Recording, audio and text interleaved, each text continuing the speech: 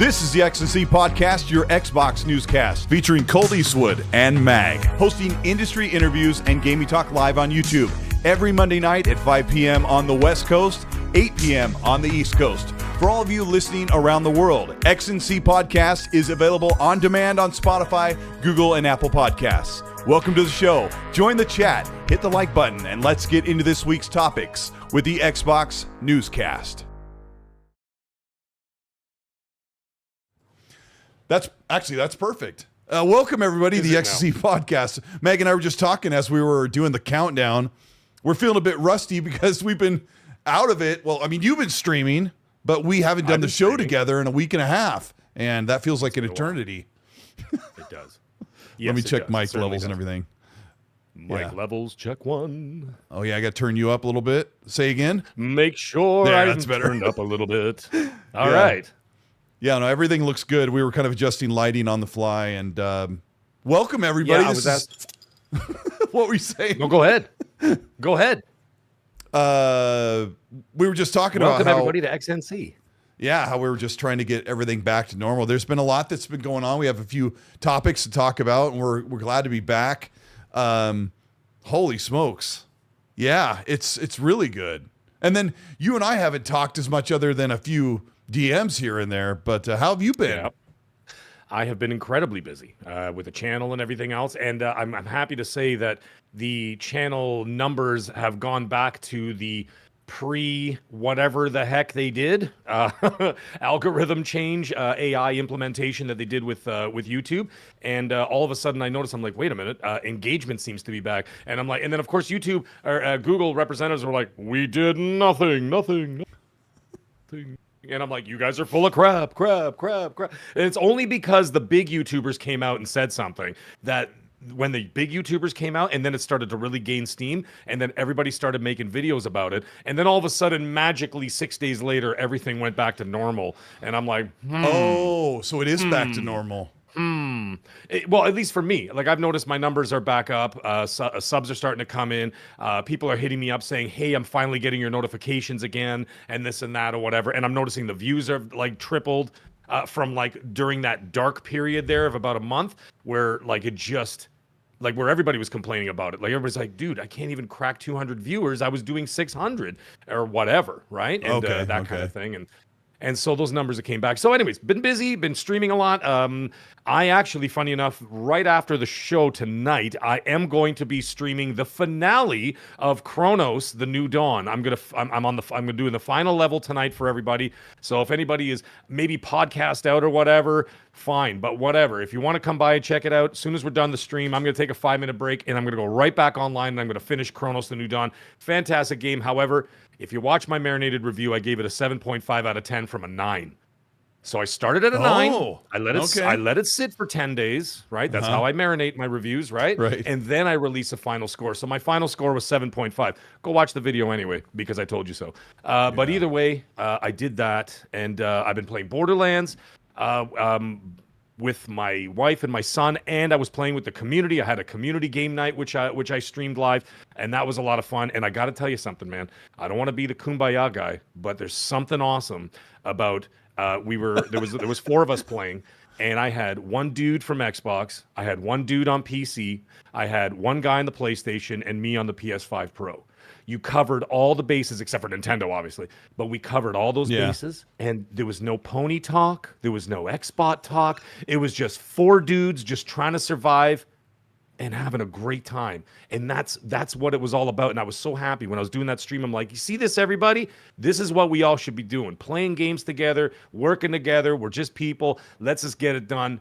Been having a great time. Also, funny enough, I also picked up, of all things, on PlayStation Plus, they're giving away for free, if you have it, Psychonauts 2, the Xbox game of the generation. No exceptions in my eyes.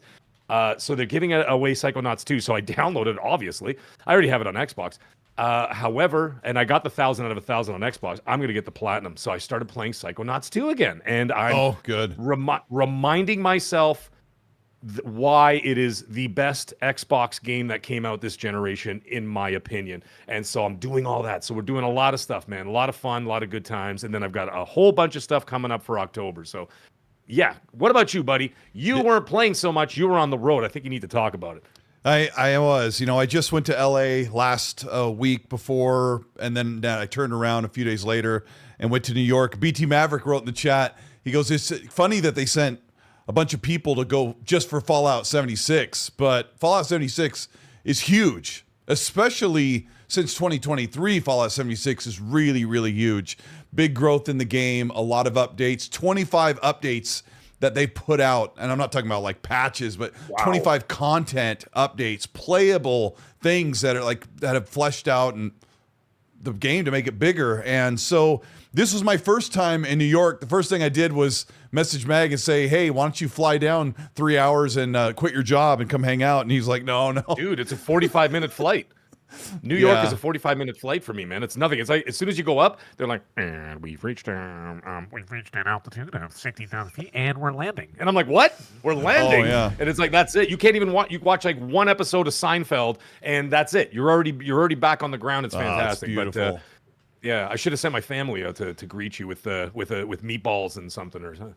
Hey, yeah, I actually tried to meet up with meatballs. I tried to meet up with a long time friend from the Bronx that I've known since 2011, but we haven't talked in a long time. So he was working at the airport, and I said, hey, he was doing a contract there, and I said, hey, let's meet up if you can. I'll go to the airport early, and he didn't go for it, but I mean, who would want to meet me? But anyway, I went to New York. That was my first time ever being there. And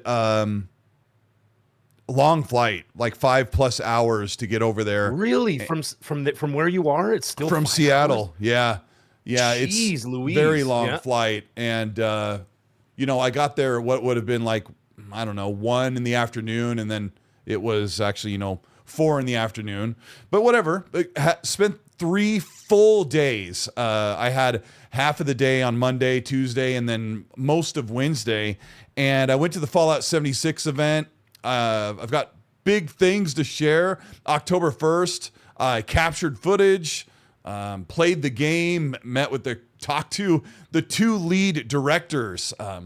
Mr. Matty Plays and I stood and the communications director for Bethesda said, you and Matty like to talk to the lead developers of Fallout 76. So just him and I stood there and just asked them questions. And I took mental notes, and they did a little presentation. So if you're even remotely interested in Fallout 76, I'm going to put together hey, it's right here, G14 Classified. I'm going to put together a video about that. I can't say anything, but there's going to be some cool stuff. But I hung out with Paris the night before, and Hargeet Chani. We went to dinner with Mikey J. Raymond from Windows Central, who I just finally met and have seen on social media for a long time. Really super nice guy. Of course, hanging out with Paris is pretty awesome since I don't talk to him as much as I talk to Hargeet. We had a great time, but I also got to talk to Juicehead, who we finally got to meet. We've been talking behind the scenes for a really long time. He has, I haven't looked at his numbers. I think he has like 500,000 subs. He covers Cyberpunk, Bethesda stuff. Really, really talented, awesome YouTube content creator. And met some other content creators that were really super nice. Mrs. Fallout, so many cool people. If you're really into these franchises, I was so lucky to sit next to and hang out and break bread with these people. Absolutely amazing. One last story before we get into the meat of the show was, it's a 5 to 6 hour flight home, and I have a connecting flight when I land in Seattle to fly into my city. And I'm in the JFK airport. Chad, if you've ever been to this airport, it's absolutely massive. I get in my plane, we pull away from the terminal and just sat there for an hour and a half in like an 85-degree airplane. That's not cool till you get up in the air. For an hour and a half, just sitting there. And I was losing my mind, and it was 6 p.m. I was supposed to fly out. It's absolutely crazy. I'll get to the point. Hour and a half on the tarmac. We finally took off because there was weather ahead of us, so there was a big queue of planes. Finally got in the air, 6-hour flight all the way back to Washington. And I'm like, I have an hour layover, just got eaten up in New York. So when I get off the plane, I'm going to push people out of the way, grab my carry-on, and go to the gate and go home. And I'll be home by 11-something p.m. Pacific time. So I'll be home and I can see my family and it'll be great. And we land in Seattle. I crap you not, my language. We land in Seattle, roll to the end of the runway, and park and sat there for over an hour. And I'm like, oh boy, let me just pull down the oxygen mask and suffocate myself. I was going crazy. My plane takes off at 11:10 p.m. and goes back home to my city. And they're like, they told me to go see customer service. So I hike all the way through the airport. To get to the point was it's midnight. I sat in line for over an hour or 2 hours. I stood in line. They told me, you'll have to get a hotel because we can book the next flight we can book you for is at 1 p.m. tomorrow. And here it was 2 in the morning, 3 in the morning. So I took 2 Ubers all over trying to find a hotel. There was so much more I could say, but one of the hotels booked me for the next day. I was on the phone with one of those overseas call centers, Mag, and I said, I need a hotel right now. I have a flight that's going out when the sun goes up. And he's like, okay, sure. Very strong Indian accent, really trying to break through the language and accent barrier. And I said, he starts typing. I said, no, you don't understand. And I'm standing in the empty airport in SeaTac with my phone plugged into one of the security person's power outlets because my phone's going to die. And I said, I'm like this, you don't understand. I need a hotel room now. Like 20 minutes, walk through the door. I need the bed now. And he goes, yeah, I understand. And he books it and takes my credit card. I get there and they're like, we're booked. And I'm like, no, I have one for today. I showed them the confirmation. Yeah, you know how that's going to go. So I ended up staying at a Best Western, a 2-star hotel in Auburn, which is, 30 some minutes away from SeaTac. And I got 4 hours of sleep, got up, went through the thing, took off my shoes, took off my pants, got everything scanned, and went through and finally got home. What would have been 24 hours later. And so I wanted to do an impromptu show with you since we were gone. Oh my gosh, I'm so sorry about this story, you guys. But no, it's great. I'm enjoying it. I was sitting at SeaTac the next day in the same underwear, a different shirt because I packed one extra shirt. And I'm sitting there waiting with the monitor up here, and I'm eating this breakfast burrito I got at the airport for $700. And I look up at the thing, and I'm like, if they delay this flight, or if they even make me move gates, I will be a grown man. I'll just sit here and just cry and sob like a sad sack. And everything went fine. We got on the plane. I fell asleep, and I came home. But we're here. Yeah. That's fantastic. Well, Colt, let me tell you something. One last thing. What? There's more? Wait a minute. There's more. The trip to New York, the experience in New York, the people at Bethesda, and the Fallout ZeniMax Online, and the content creators and the sites were incredible. I won't give you a travel log, but I saw the 911 Memorial, which is super incredible. And I just walked around with my earbuds in and just took it all in. Some of it by myself and some with Mikey J. Raymond. But that's it. I'm sorry. Yeah, I'm glad to be back. No, it's awesome. Yeah. That's good. No, New York is a hell of a city. It's one of my favorite cities. I mean, my family's from the Bronx originally anyway. So nice. I've been there probably a dozen times, maybe more.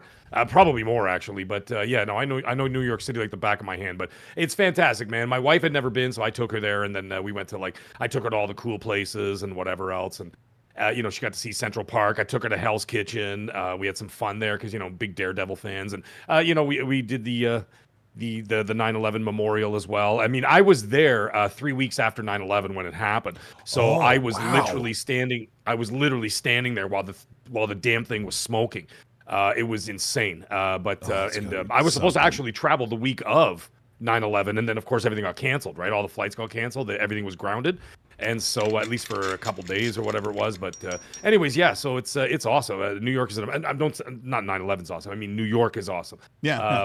I'm still scared of heights. You know what I mean? So I begrudgingly do the Empire State Building because, like I said, I don't like heights. I did not do the Freedom Tower because I don't like heights and I don't like glass, okay? And when you give me glass elevators or whatever else and be like, you can see all of New York, it's fantastic. And then there's me in the back having a full all-out panic attack, right? So, no, I can't. I your can't thumb.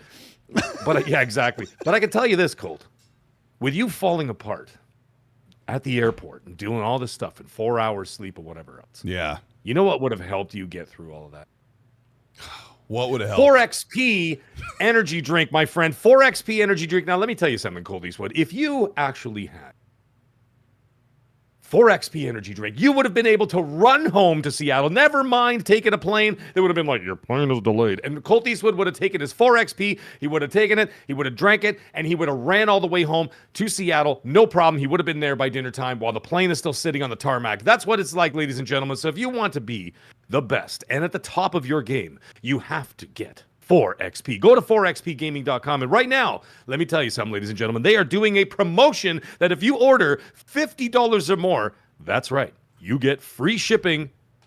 That's right, free shipping for 4XP. So go to 4xpgaming.com. You got to go check out their website. And if you haven't done that already, first of all, that's a crime. You could go to jail for something like that. However, we're lenient, so we're going to keep you out of jail. We'll just have you on bail for now. But either way, go to the website. You got to check it out. It's absolutely amazing. It's professional. It looks like you're playing Mortal Kombat. They got characters on there. They got beautiful artwork. They've got sounds and music, all kinds of cool stuff. Go check it out. Buy the stuff. And let me tell you something. The people that have gotten it, they always DM me with pictures of it and say, yo, Mag, I got my stuff. I got my tubs. I got this. I got that, or whatever. And guess what? They love it. They love it. And they get more. And it's awesome. Go to the only problem is gaming.com. they argue over which one is better, White Gummy or Legendary, which is Blue Raspberry, and it is a tough choice. But then they have Watermelon, which is a wild card that people absolutely love as well, which is the pink, the blonde, like heroine. They have characters for each of those. So 4XP is awesome. Yeah, that's what I was saying. Yeah, it's like Mortal Kombat. Like they have the characters for each flavor and stuff like that. They even have like the backstories like you would for Mortal Kombat. It's like, Scorpion was a samurai and blah blah blah blah, and he ended up in hell and da. So it's like the same thing for like the White Gummy. They got character, and then everything, and then the Blue Raspberry they got a character. It's really cool, man. So, anyways, look at Happy Bomb has put a link in the chat. There you go, www.4xpgaming.com. Go check them out. And if your flight ever gets delayed, take your 4XP. Drink your White Gummy and run home and still be in time for dinner. Thank you, ladies and gentlemen. Go to 4xpgaming.com. And in Magnum, if you ever say that my story wasn't nearly as riveting as Colteastwood's, you're probably right, because I was just talking. There you go, ladies and gentlemen. Now, before we get into something, Colt. Meg, you were literally, I was going through hell and back, and you had like a really nice experience outside of being there a week after 9/11, which would have been and a memory be etched in your mind forever. One of the cool things, I'll tie us back into gaming. I couldn't help it.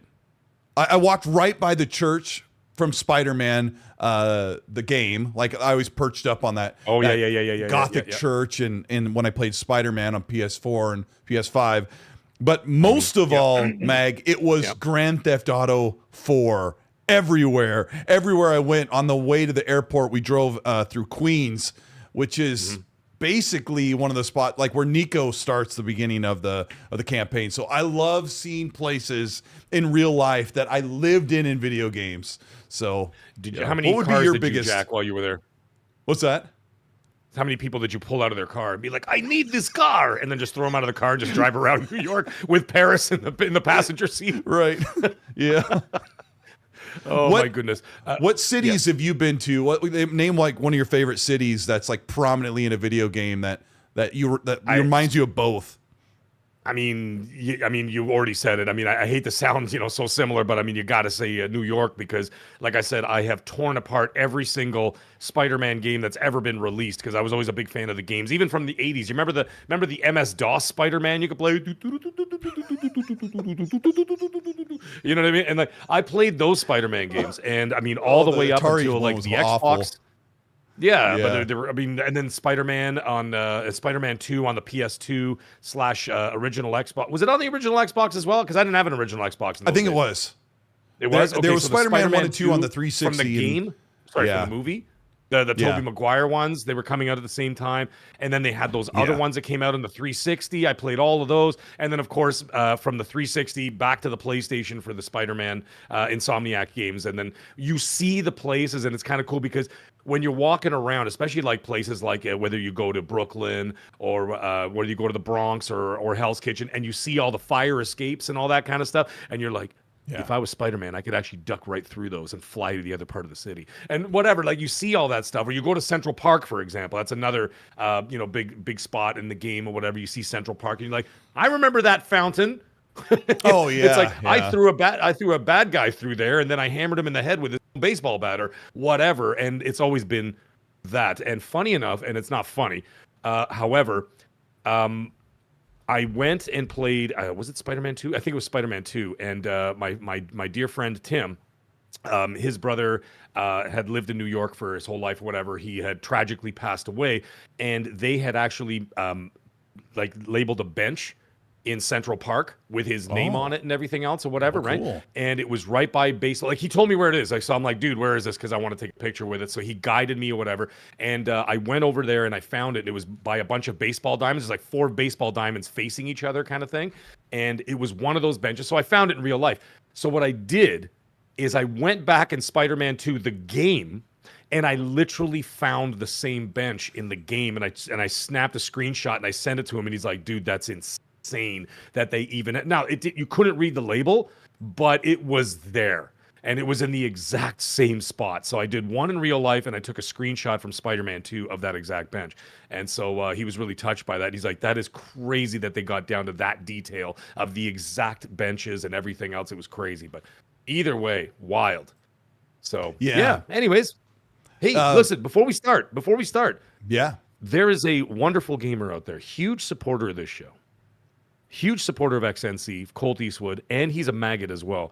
Ion is celebrating his 36th birthday tonight, ladies and gentlemen. Ion, I know you're out there listening, buddy. Happy 36th birthday to you. And is he in the chat? Yeah. No, not Ion Storm. Not Ion Storm. Oh. There's another Ion.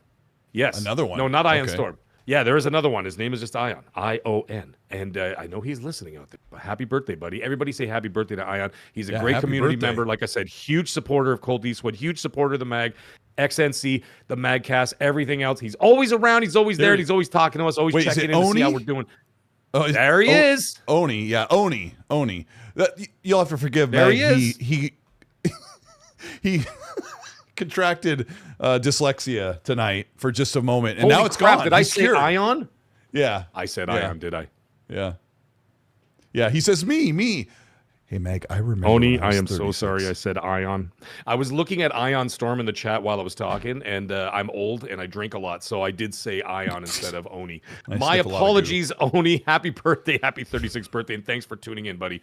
But there you go. Look at it. Look, it's all in the chat, and they're all spelling it wrong just like I said it. See, it's all my fault. I'm kidding. I'll put in a couple of hot fudge sundaes in the chat right there. There it is. Yeah, happy birthday. Couple of hot fudge sundaes. There you go, buddy. Thanks for stopping by, dude. I'm so sorry I flubbed your name. My God, if I was a circus clown, if I was like a birthday clown, you would have fired me right then and there. It'd be like, that's not his name. I think if you're a birthday clown, you can say somebody's name backwards, and it's okay. Okay, that's fine. Well, I'm a clown, one's... so that kind of works out. Biff Rinaldi's birthday. What's going on, buddy? No way. Biff Rinaldi's birthday as well. Oni and Biff Rinaldi are celebrating birthdays today. Birthday buddies. There you go. Their mom and dads made out the same day. And, the same and here they are. Day. And here they are. The exact same day. The egg was like, yep. They were in cahoots with each other. So video games. How about those things? How about those video game things? Yeah, we do have a lot of stuff to talk about.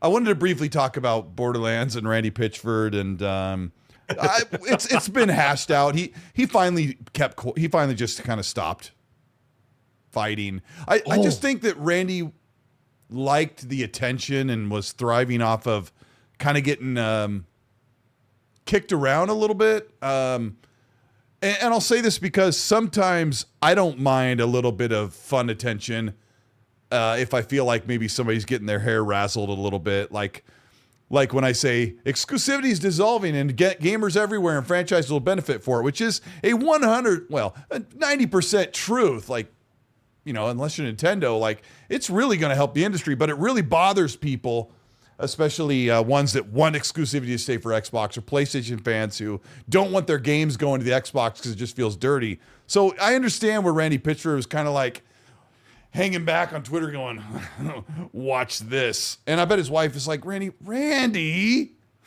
But no, he was probably like this. Watch this. with his buddies at the bar. That's exactly what happened. Not his wife. His wife would have smacked him in the back of the head. Yeah, she would have smacked him in the back of the head before he picked up his phone. She'd be like, "Put that phone down, Randall." Because she calls him Randall. Medieval times. Check this out. Yeah, 100% she calls him Randall. And then, of course, he wants to, sound cool. We got to add this in, and we won't get into details, obviously, but the thumb drive joke, the whole thumb drive left at medieval times. Oh, yes. I remember that. I looked up the report on that. Did you know that he told everybody that the reason he had that content on there was because he was doing research for a magic trick? Excuse me? What kind of a magic trick was he planning on doing with that? May I ask? Hold on. I already got it. I don't know what magic people say. Watch this thing disappear. Randy, I don't know what you're into, dude, but holy moly. Yeah. Oh. No, Randy, please, not the balloon animals. Yeah, anyways. Yeah. Sorry, we're not going to get into that. We'll save the dirty jokes for Madcast, okay, ladies and gentlemen? This is a family show, okay? This is a family show. I just thought it was funny that he used that excuse. I was just doing research for a magic trick. Yeah, I'll bet you were. That's what I told my parents for years. Yeah. They're like, what is this magazine under your pillow? Magic trick research? I was doing a magic trick. Yeah. My dad had got another one. He goes, yeah, I got a magic trick for you too. He says, your back was fine. Now it's full of welts. And then he pulls his belt off. Yeah. No, it's now you see. Oh. Yeah. Anyways, I'm gonna stop there before I get off the rails. I know there's actually so many jokes we can make, especially you and I who come from the days where the kids can just like load up whatever they want all the time, and it was. And we had to look at the underwear section of the J.C. Penney catalog. The J.C. Penney, for you guys. Yeah. Or so I've Geographic. heard. I mean, yeah. So we heard. Yeah, no. It's been it's been said before. I was just doing research, so I wouldn't really be able to tell you firsthand. But for magic, of course. That'll be whenever we do something wrong, we're just going to say, hey, we're doing it for a magic trick. So exactly. He did. I think he just realized, okay, I'm done. Nobody can tell Randy what to do. He's a CEO. It's not like his PR rep obviously wasn't telling him what to do, but he did just kind of calm down. He's just sharing out shift codes, but the game's absolutely phenomenal. It's missing the some of the great characters that we love in Borderlands 2 and 1. The characters aren't as prominent as they are, but the game is just so good. I'm pushing 60 almost 70 hours. I don't know how far you are into it, but it's all I've been playing since I right before I left and got home. So yeah. I'm level 17 right now. I didn't play as much because I was doing some other stuff in between or whatever, doing a lot of shows and working on some videos. I did my, the reviews for Chronos and all that. And I've been mostly streaming Chronos, but I did do two streams of one stream of Borderlands, but I've been playing it on and offline. I was having a couple of technical difficulties. I was getting echoes from party chats, even though I have a Chat Link Pro that attaches to the Elgato 4K capture card.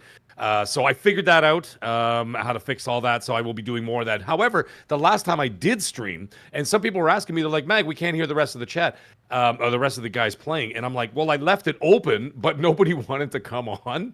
So I think maybe they were just a little gun shy to, because I was literally streaming live on the channel, and actually there was quite a few people watching. So it was maybe they just got a little gun shy, because I'm like, listen, guys, channel's open. So anybody want to just join the party chat? Come on in. It's open. No private chats, because it's all I'm doing cross-platform, right? So it's just the game chat, but no one went on. So it was just me talking to myself. We're playing with 3 community members, so it was kind of funny. But I've experienced one crash, and I think it was only because my son's PS5 crashed. It had nothing to do with me or my wife. We were fine. And then he just disappeared. But because he was the party leader that night, the whole thing just went back to the main menu. So I'm like, these are the crashes that I heard about. Because I heard that there were some, Yeah, that doesn't sound like a crash. That just put you back to well, we thought it was. But we heard rumors out there that what was happening is that people were like every couple of hours, people's games were crashing and going back to the main menu. Then you have to load it up again, and I'm like, that hasn't happened to me. However, like I said, I did not play it at 12:01 when it came out, and so like people were like reporting bugs right away. I'm like, guys, it's 12:01. Like, let the game come out for an hour, for crying out loud. So, you know what I mean? Like, so I don't know. But either way, I'm level 17 right now, having a great time. It is exactly what I wanted. Funny story though. So I got a couple of shift codes. Shout out to Epic Treasure. She's been putting out shift codes out on her Twitter and stuff like that. And then I think she did a couple of giveaways of shift codes on her channel. Go check out her channel. Lovely young lady. And anyhow. I was doing the shift codes and I'm like, you're not qualified for a shift code. I'm like, what do you mean? Oh yeah, there are some issues. Sure. Hold on. The issue is mine. Now I'll tell you why. So I go in there. I'm like, what do you mean I'm not? So whatever. I go to the PC. I turn it on. I got this screen on and I'm on the PC and it says you have to verify your email. I'm like, oh, okay. Forgot to verify my email. I go and click it. No email. And I'm like, what is going on? I keep resending the verification, right? And then I noticed, you ready for this, folks? I know, I was hammering that button. I accidentally signed up for Shift like years ago under the name Middle Age Gamey Guy. Gamey Guy? Like a typo?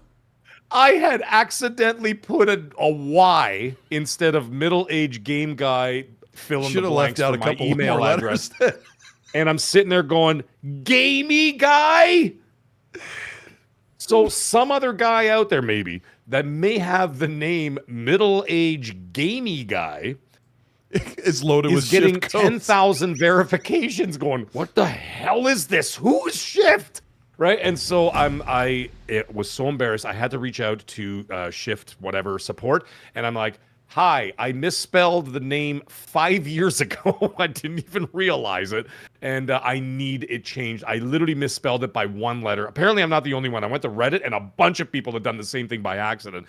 And you have to go through their tech support to change the email address. A bunch of people signed up under Middle-Aged Gamey Guy?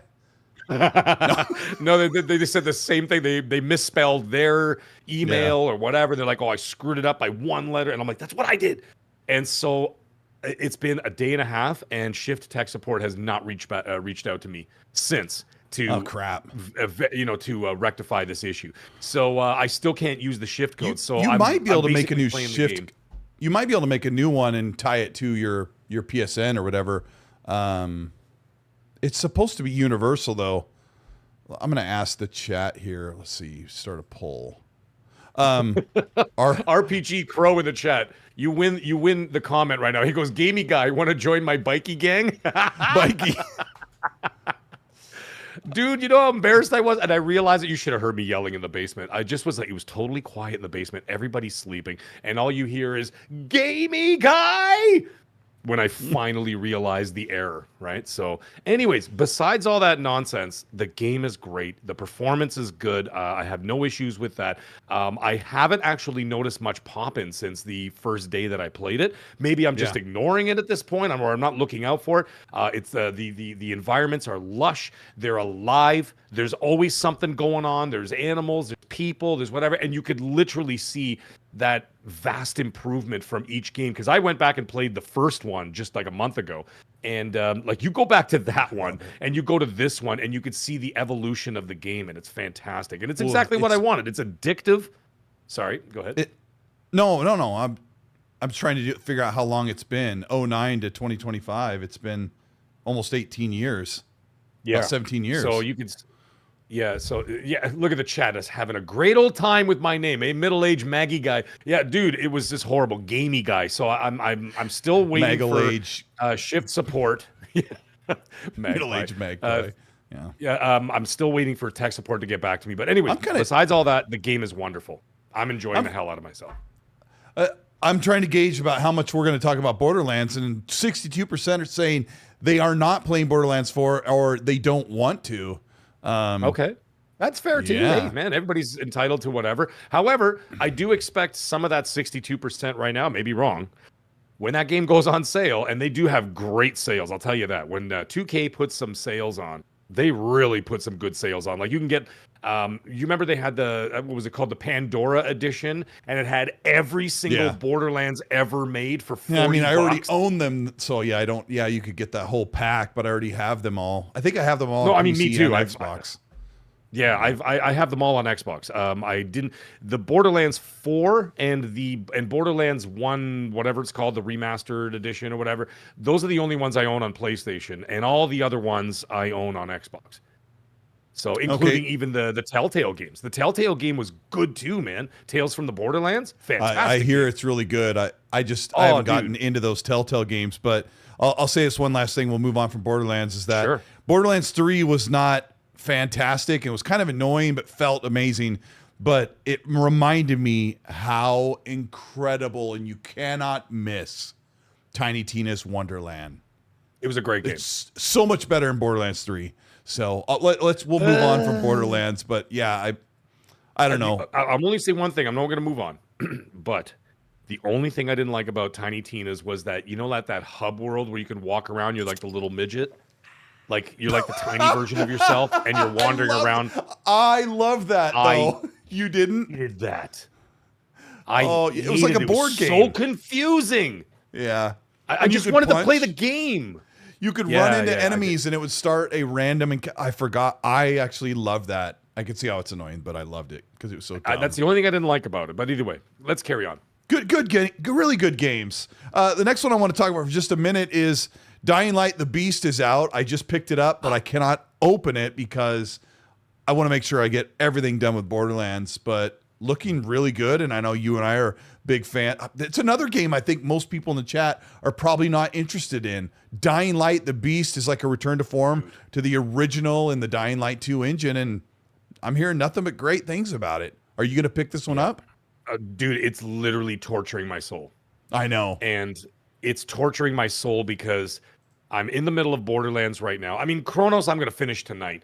I decided, and I talked to the maggots, and the maggots want me to wait to finish Silent Hill 2 for October when I start Spooky Month. And so, because like I'm going to be doing, I'm going to do Silent Hill 2, and then I'm going Little Nightmares 3. I'm going to do as well. And then I know there's Silent Hill F in the wings, and so all that stuff is happening there. So I pushed that aside, but I still got Borderlands in less than maybe 2 weeks? No, it is 2 weeks. We got Battlefield 6.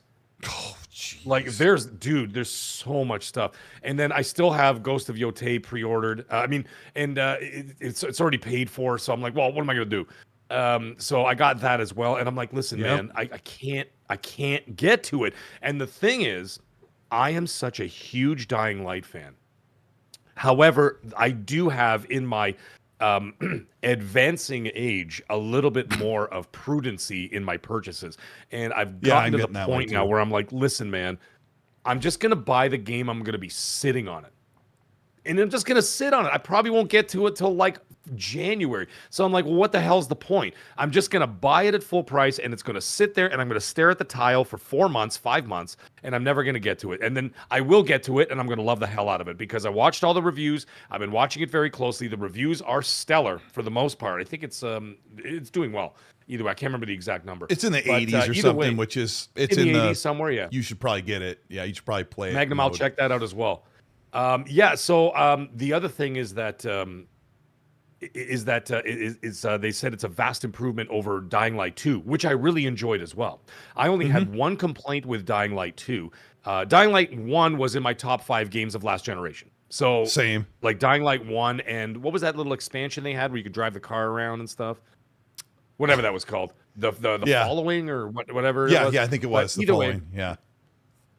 Yeah. Those are fantastic. So there's that. I loved it. It was in my top 5 games of last gen was Dying Light. It was such a surprise and such a shock and such a leap for Techland over Dead Island and Dead Island 2, which Riptide, which were both fantastic games. However, Riptide. I really like Dying Light 2. My only problem, what's that? Did I say it wrong? No, Riptide. I mean, I played it too. I even enjoyed Riptide. Oh. Yeah, they weren't great, but they were fun. I mean, bashing in zombies' faces with a pipe from under your sink was. They were low quality camp that I absolutely enjoyed a ton. So yeah. Yeah. But Dead Island 2 is like, from a couple years ago. So exactly. And then so Dying Light was just such a leap, and I was like, yo. So anyways, Dying Light 2 was wonderful. I enjoyed the hell out of it. My only problem with it was a little bit more of like a nitpicky thing, and that's for people who are completionists like myself. For the most part, I don't have time anymore these days, but I try still. And the problem is you get locked out of side quests if you advance too far in the game, and you can't do anything about it. And I'm like, come on, man, it's an open world. It's an open world.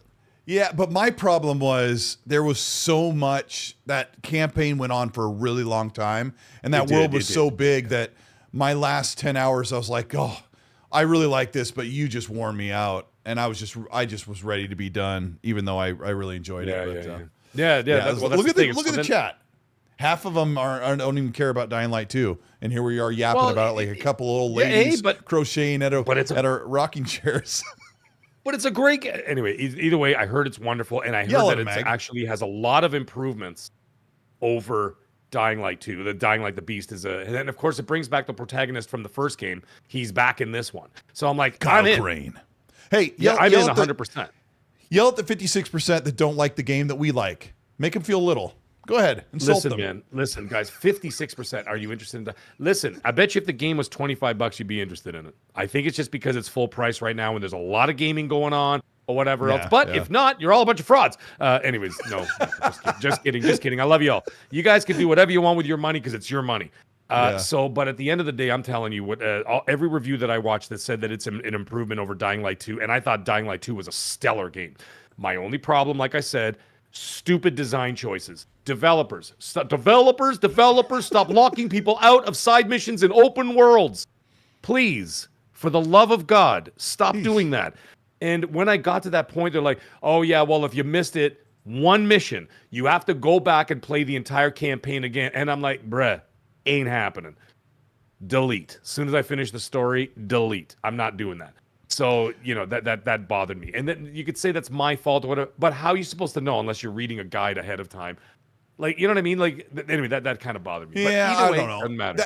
You're way more completionist than I try to do everything, but like you're trying to get platinums or get 100%, which means a lot to you.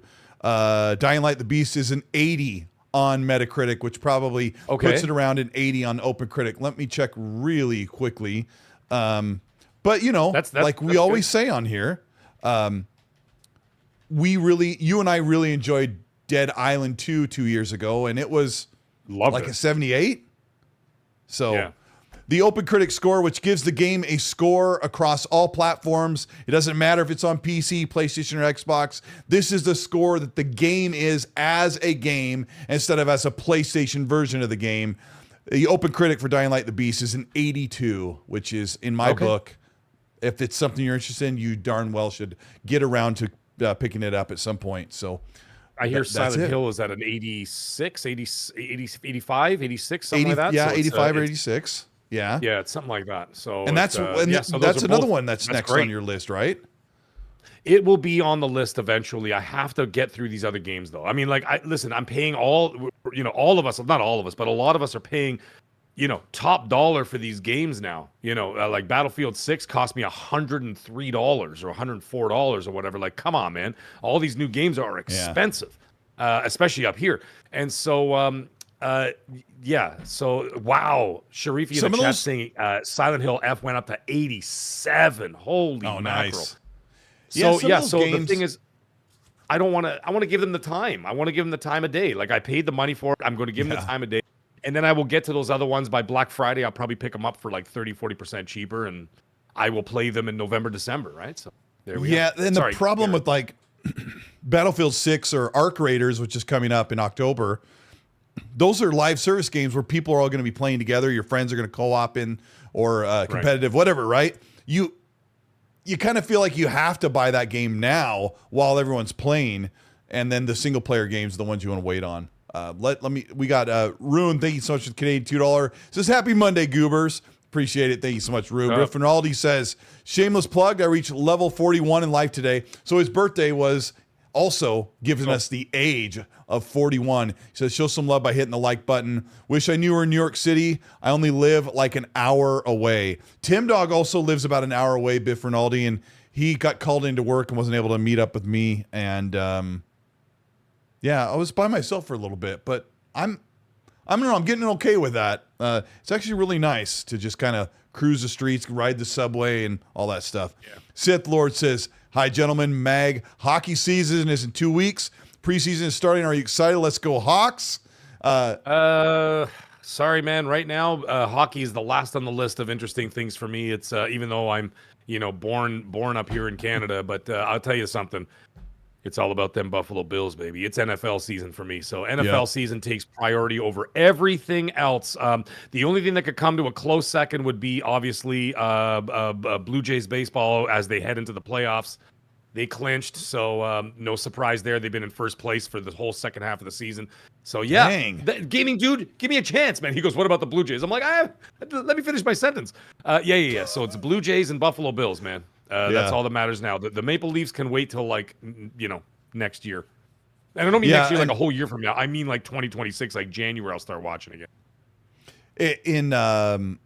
I'm a big Seattle Mariners fan, and they are number one in their division as well. They've been on an absolute roll. And when I was in New York, I was across the street from the Radio City Music Hall, and I stopped and got Mangolia's, I think that's what it's called, Mangolia's banana pudding, which is super famous. It's in Sex and the City. Holly, that blue number, told me I had to stop and get some of this pudding.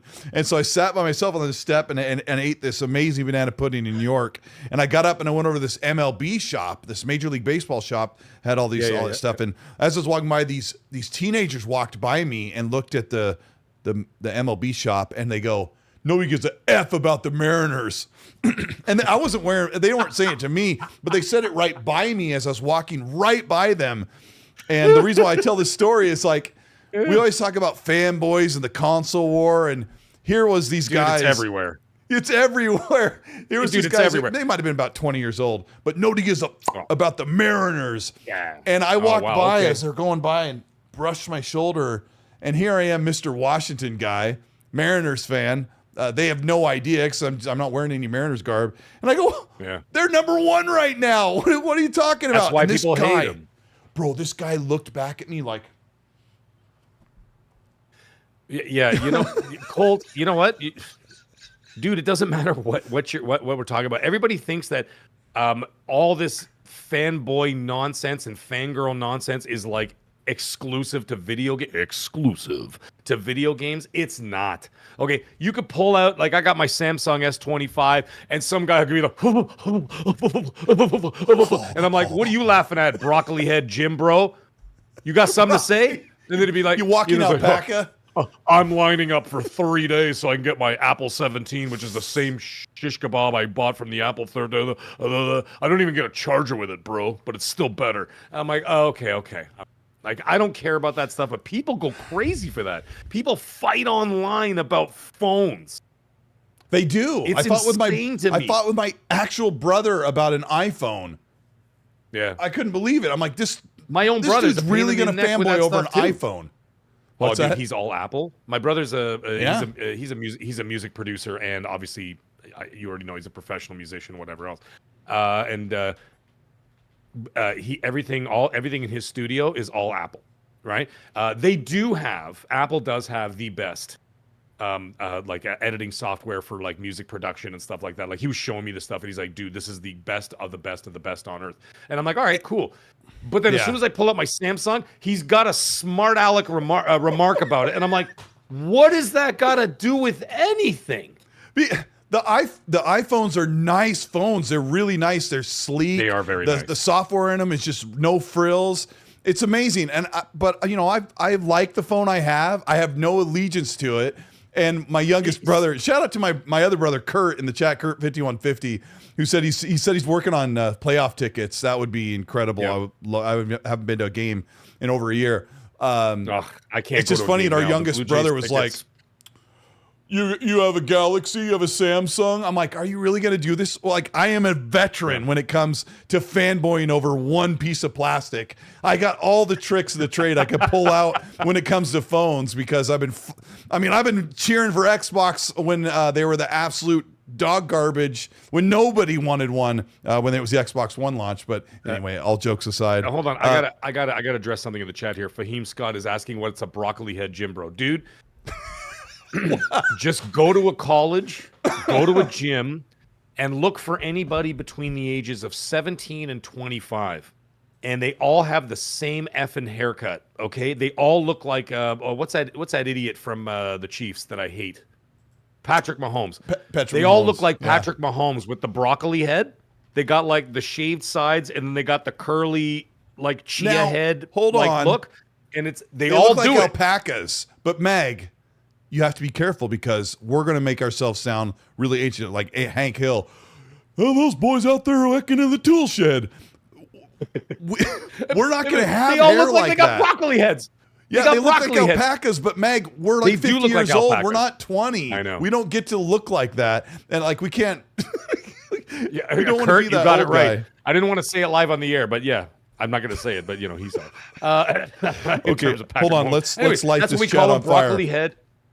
We call them broccoli head gym bros. Yeah, the Jake Paul head. There you go, see. You're absolutely right. Anyways, it doesn't matter. Holly, what did I say? I didn't say Mongolia. I know what I thought I said Mongol. Oh, maybe I did say Mongolia. Why did I say Mongolia? As in like steel, Genghis steel Khan. Magnolias? It's Magnolia. Steel right? Magnolias. Just think of that. Yeah. I must have said Happy Bomb. Did I say Mongolia? Like Mongolian? It doesn't matter. That's Mongolian actually funny grill. too. It's okay. That's funny too. You ain't gonna. You had get Mongolian mangoes. pudding. Yeah, you had Mongolian pudding mangoes. that was eaten by Genghis Khan during the wars, during his conquests. It was his favorite dessert, and you just happened to be experiencing it. So there you go. I said Mongolia. Happy Bomb said, "What is? How is it pronounced? What? Wait, is that what it's called? Now I don't even know." I just thought you said it was Magnolia, like as in like steel magnolias. That I don't know. I was trying to remember in the moment. I literally went in. I was second in line, ordered it, popped the top, and scarfed it. Yeah, sure. Magnolia. It's just Magnolia. Did you sign up for a The shift code greatest under pudding on earth. Magnolia Gamer Guy? Yeah, that's my shift account now. Magnolia Gamey Guy. Magnolia Gamey Guy. That's what hey, anybody from Shift support or works at Gearbox, that's what I want my email changed to. Magnolia Gamey Guy. Magnolia Gamey Guy with the banana pudding. Yeah, no kidding, right? Yeah, Magdingo. He didn't say Mandingo. He said Magdingo. Magdingo. Yeah. Be careful. Anyhow. So Dying Light looks awesome. I can't wait to play it on a discount because I just don't have time for it. There we go. We just set the fire on chat. I put a poll. Which phone is better, Android or iPhone? I know. I see people freaking out. Chip. Come on, Chip. He's like, the poll should have an option saying I don't care. Come on. Grandpa's Barbecue Game Cat, thank you for the member chat. It's been around for 23 months. We appreciate you. Yes. Xbox price hike due to tariffs. Who thinks it's also conditioning us for next-gen prices? Meat Puppet, I'll get to your... Well, let me get your... Meat Puppet, thanks so much for the 5. I'm going to go to Grandpa Barbecue's chat just a second. Meat Puppet, thank you for the 5. Says, playing Borderlands 4 right now, trying to finish the campaign. So he's listening to us while he shoots lots of cool guns. Let's talk about this Xbox price hike because there is more than meets the eye, as Optimus Prime would say to Wheeljack. It's not just the tariffs. And I thought it would be great. This would be perfect that Mag's here because Mag knows a little bit more about grown-up stuff than I do. I've talked to a couple of people. I think it's more than just the tariffs, and I blamed Microsoft and their greed, and people did not like that, but I want to defend my position. So I want to go with you first, Mag. What's the situation with the tariffs? Reset for the audience. How much did they increase prices, and how many price increases have they done thus far? Well, they did a price increase back in May, which we heard about. They have yet to put the price increase for Game Pass, which was also slated for 25. That may or may not happen anytime soon. I have a feeling with the announcement of this hardware, they may push that. They may push that down the road a little bit in order to sort of soften the blow of the Game Pass going up by $5, which was widely reported. It's not just me just yapping about it. Pretty much everybody in the know knows that that's coming. But anyways, even from just a logical point of view. Now, back to the the console prices. So what they did in this recent one, the Series S, I did a video on it. I broke the whole thing down. Yep. The 512 and the 512 and the 1 terabyte Series S's are going up $20. So now it's going to be up to, I think it's $479 from $450, something like that. I did have the prices in front of me, and now I don't. So they disappeared on me, and now I'm like, I'm sitting there talking, but I know that they went up $20. It's just in the U.S., and so it's always difficult when you and I talk about it, since you're in Canada. But let me look here. I don't believe that it's just going to be Next there, to because I know Magnolia. some people keep saying the same thing. They're all like, they keep saying like, oh, it's just in the U.S., just in the U.S. Baloney, because I can tell you that every time there's a price increase, even in the United States, we get it too, magically, right? But there's always that old adage that they say about Canada, the United States. They're like, well, every time the United States sneezes, Canada catches a cold, right? Because so whatever happens down there happens to us. So I have a distinct feeling that will happen here. I have no confirmation yet, even though I have reached out. I'm going to send it to you on WhatsApp so you can speak on it. Hopefully this comes over. Yeah, you should be able to read that. Okay, there you go. Well, I already You can pulled speak up. on it. Oh, you got it? Yeah. So Okay. yeah. Well, I'm pulling it up right now. So yeah. Okay, So I'm what sending happened you a picture there of is my that. pants on WhatsApp then. Oh, did you now? Okay, yeah, that's wonderful. Just the pants. Just the pants, though. Yeah, nothing Yeah. else, ladies and gentlemen. Nothing else. Let's not get crazy, okay? This is not. Anyways, Just starting slow. we're starting slow. So, anyways, as it stands, the Series S 512 and 1 terabyte will be raised $20 respectively, each one. Now you're going to be sitting at $479, $450. I think it's $459 for the smaller one, and $479 for the larger one. These are all in United States prices, of course.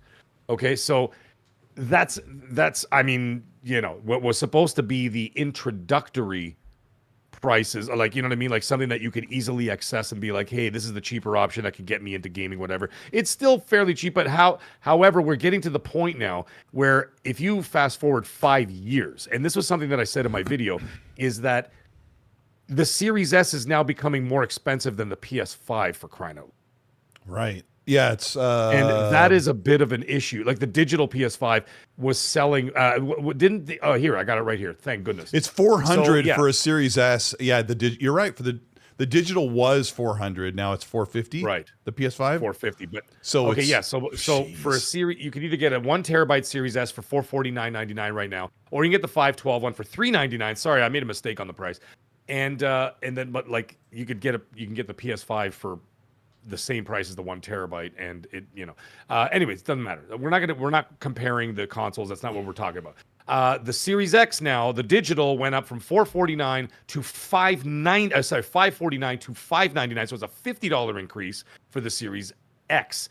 The disc version is $599. The standard digital. Not the disc. standard no disc Series X is $600. Yes, $600. As Mason the Gamer disc- 99 says, what a ripoff. Disc version $599, so $600. It's now $50 more expensive to $650. So now it's $650 for the disc version of the Series X. Now here's the crazy one. The Series X limited edition, that's the big boy with all the little sparkles on it, the 2 terabyte one. That went up an egregious $70 from $729.99 to $799. That's $800 with no tech advancement. This is a 5-year-old hardware that's now $800 US. When the PS5 Pro is like 45% more resolution and slightly better performance, and Correct. this thing costs more than that. Yes, almost $100 more. Before we get into the tariffs, at least at launch. before we get back off where we left off, so All right, let's We find will out. be online. We're online right now, so let me make sure everything's good. Hold on. Wow. What yeah, it should- happened? Like you just literally left the whole The Discord. power snapped and snapped back on like immediately. Oh, Yeah. you lost power. Okay, we are back online. Yeah, the power just clicked and came right back on. Some of my studio so lights that's even it. remained on. So yeah, I was Oh, wow. I was in the middle of saying something and then it goes, this goes black and then one of my lights and your brain goes, my brain's like, what happened? Alec, no, we're going to talk about Elder Scrolls 6 on in just a moment. We're talking. So I was going to say, let me make sure all audio is working. Ladies and gentlemen, I think it's confirmed that Colt was running this podcast off his Series S. So that is what happened. The Discord, the Discord developers were talking about it, complaining about do not use your Series S to run your shows. He did not listen. And here we are. Microsoft raised the price as a result, just to punish us further. James Thomas, you missed nothing. Just Colteastwood lost power at his house.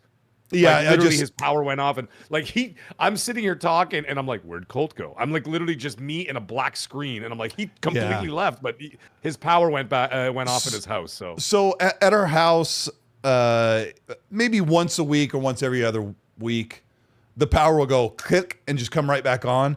But the worst part about that is the internet router or the modem or whichever it is, it's like a 5 to 10 minute reboot cycle once it gets power back.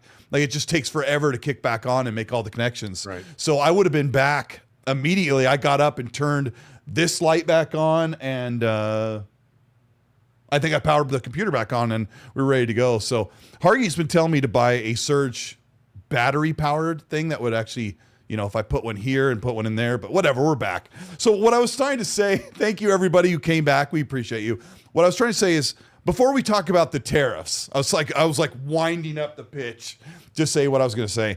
Before we talk about the tariffs, about the price hikes, I want to say why I think the price hikes are Xbox and Microsoft's fault. Now, if you're a big Xbox fan, if you're diehard, this is going to be very difficult to hear. This is my personal opinion. I believe that Xbox is already on a second price hike, notwithstanding the tariff stuff, which we'll get into in a moment, because their inability to hold the market or keep their console marketable. I've said many times on this show that if Xbox sold more than 30 to 40 million consoles a long time ago, they would be into profit positioning like PlayStation has been. Since 2021, I think, or maybe 2022 at the very latest, the PlayStation 5 has turned a profit. Xbox has never turned a profit. In fact, Phil Spencer was on record in 2023 saying they lose $100 every time they sell a console. I don't know if that means overseas, probably, I don't know. But they have hiked the price in May and now one coming up in October, I think, because of their inability to launch games. In the past, I'll try and make this speech come to a close so we have a lot to say about it. 2021 through 2023-ish, Xbox has not delivered a lot of games and they had a real low time and that really stagnated their console sales. Plus the acquisition fight with ABK, they have put themselves in this horrible position where they have slowed down their growth in the hardware division with a really bad loss maker in the console. And so the tariffs situation has hit them far harder because remember, PlayStation did the price hike before the tariffs were ever even mentioned, before we even got a new president, if I remember correctly, because of increasing costs of parts, shipping, exporting, everything. They did a price hike before, I think they did before Xbox did. So that's my piece when I say this is Xbox and Microsoft's fault, that they are in this bad position by the 8-ball as the tariffs are rolling in. Holly said before I lost power in the chat, which is probably not available to me to look up, but she said, oh gosh, what did she say? Holly, if you're still here, you said something about the tariffs are on hold, is what she said. The tariffs are something like that. Something about the tariffs are currently on hold. So yeah. Anyway, Meg, I don't know how well versed you are on this. I don't I don't watch the news well enough and I have a very small brain. But yeah. You don't. Yeah, if you're trying to come back to stream, just refresh the page or go back to my channel and re-enter. But a lot of people are coming back. Okay, go ahead.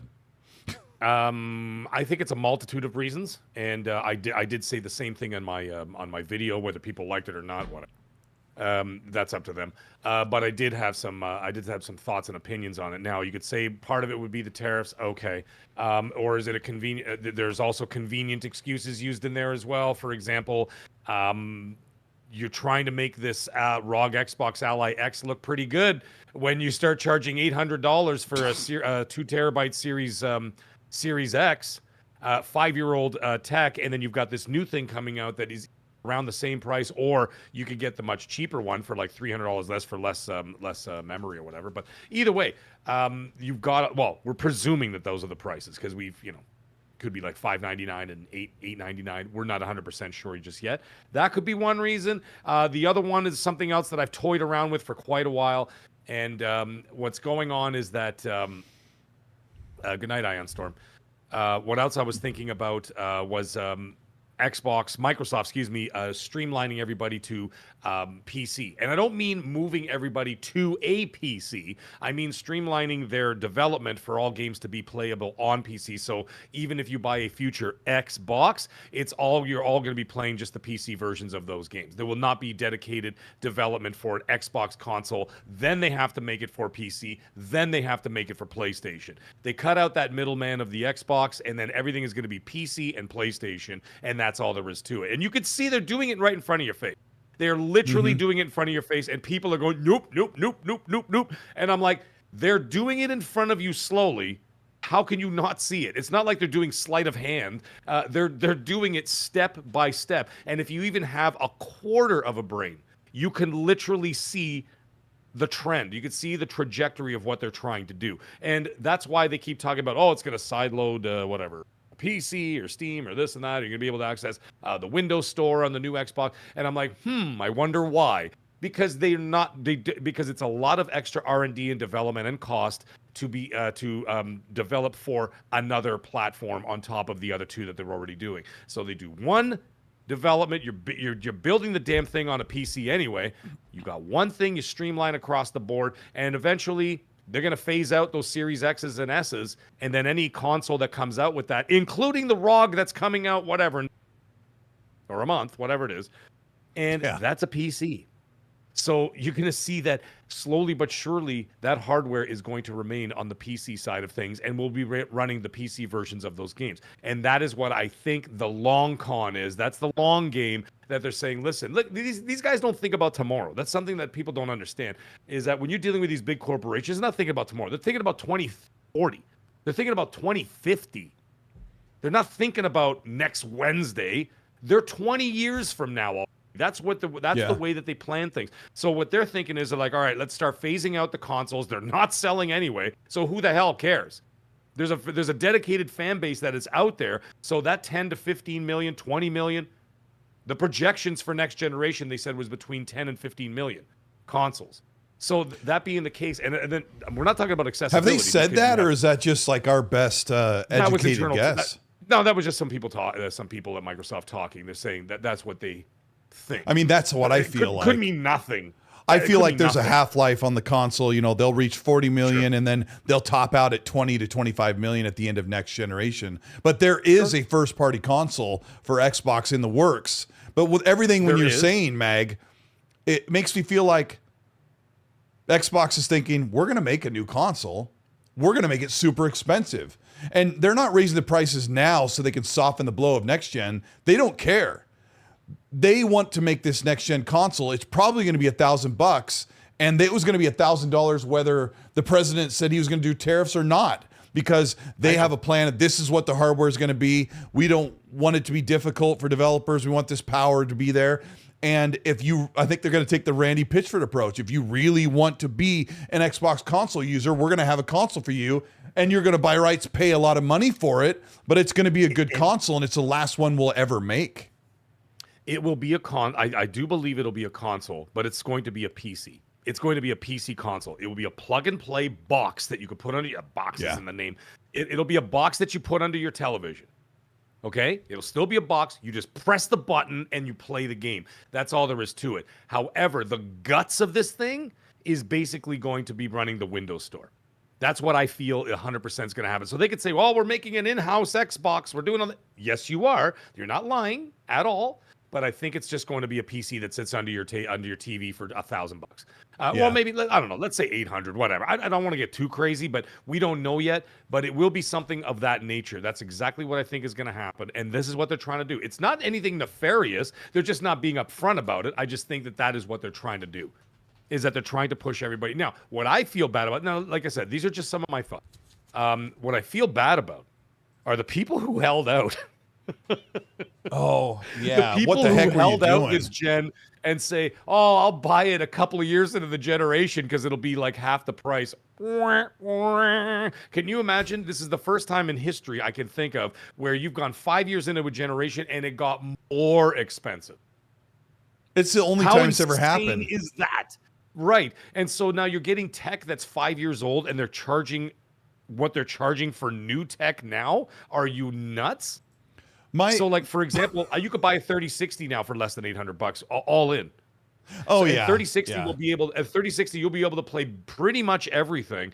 Just have to, maybe 1080p or whatever. 3060, you can buy a 5060. You can buy a current GPU.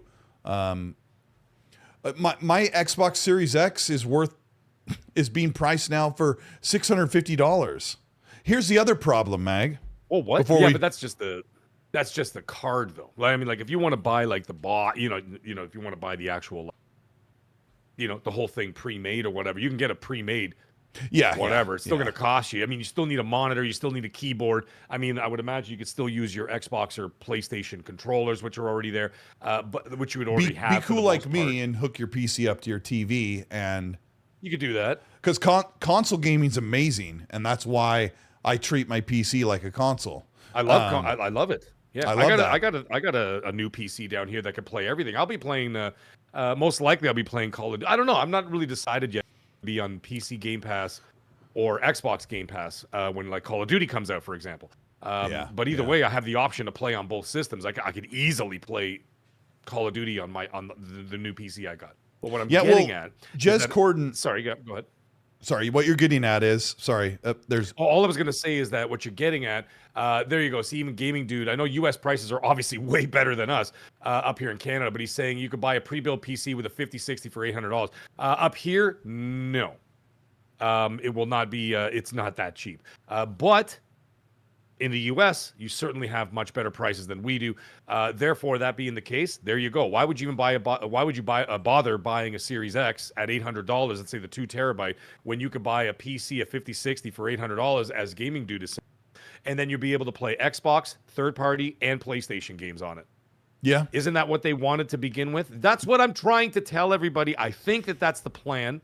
I'm not going to be militant about it. I'm just saying I think that's the long-term plan, is to get everybody off those. You'll still have a box, a plug-and-play box.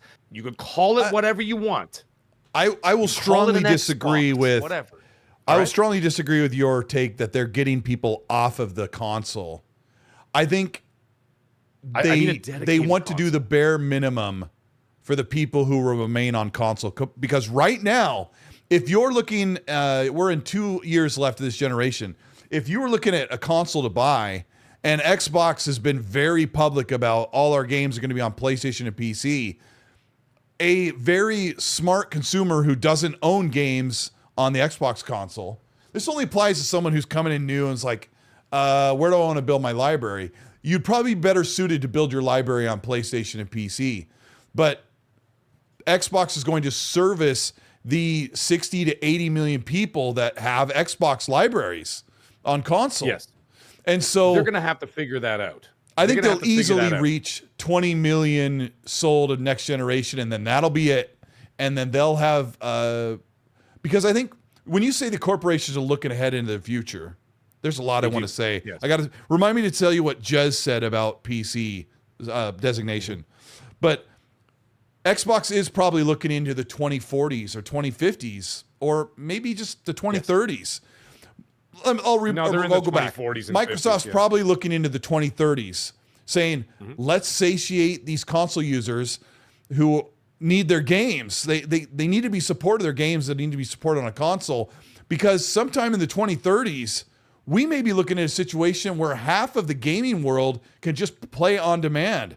That where streaming is so ubiquitous, so seamless, and so high quality, and so affordable, that consoles will become, hey, consoles were cool. We've said this so many times over the past 2 years. Well, consoles will be like, hey, man, I loved my Blu-ray player. It was awesome at the time. Those were great times. What I'm doing now is fantastic. And right now we could sit here and go, I don't know if I want that future, but when that future comes and all my music's right here, I don't complain. But I love the old days, right? Jez Corden said that the PC designation is really super important because right now an Xbox Series X, a Series S is definitely designated as a console. The ROG Ally is designated as a PC because I was told that Asus is waiting for the tariff situation to settle because, as the Holly, that blue number, said in the chat, the tariffs are on hold until November. But the Asus Xbox ROG Ally X comes out in October. So when that decision is made, Asus is going to be the one that makes the jump because it's not being subsidized by Microsoft, Mag. The Asus ROG Ally is fully on Asus to make money. Microsoft is not in 25% or 50%. From what I've been told, Asus, that's their risk they're taking with that handheld. They've got the Xbox push and the support and the software, but it's on Asus to make every penny on that device. And they don't, right now, we would have already had pre-orders. We would have had a price a long time ago.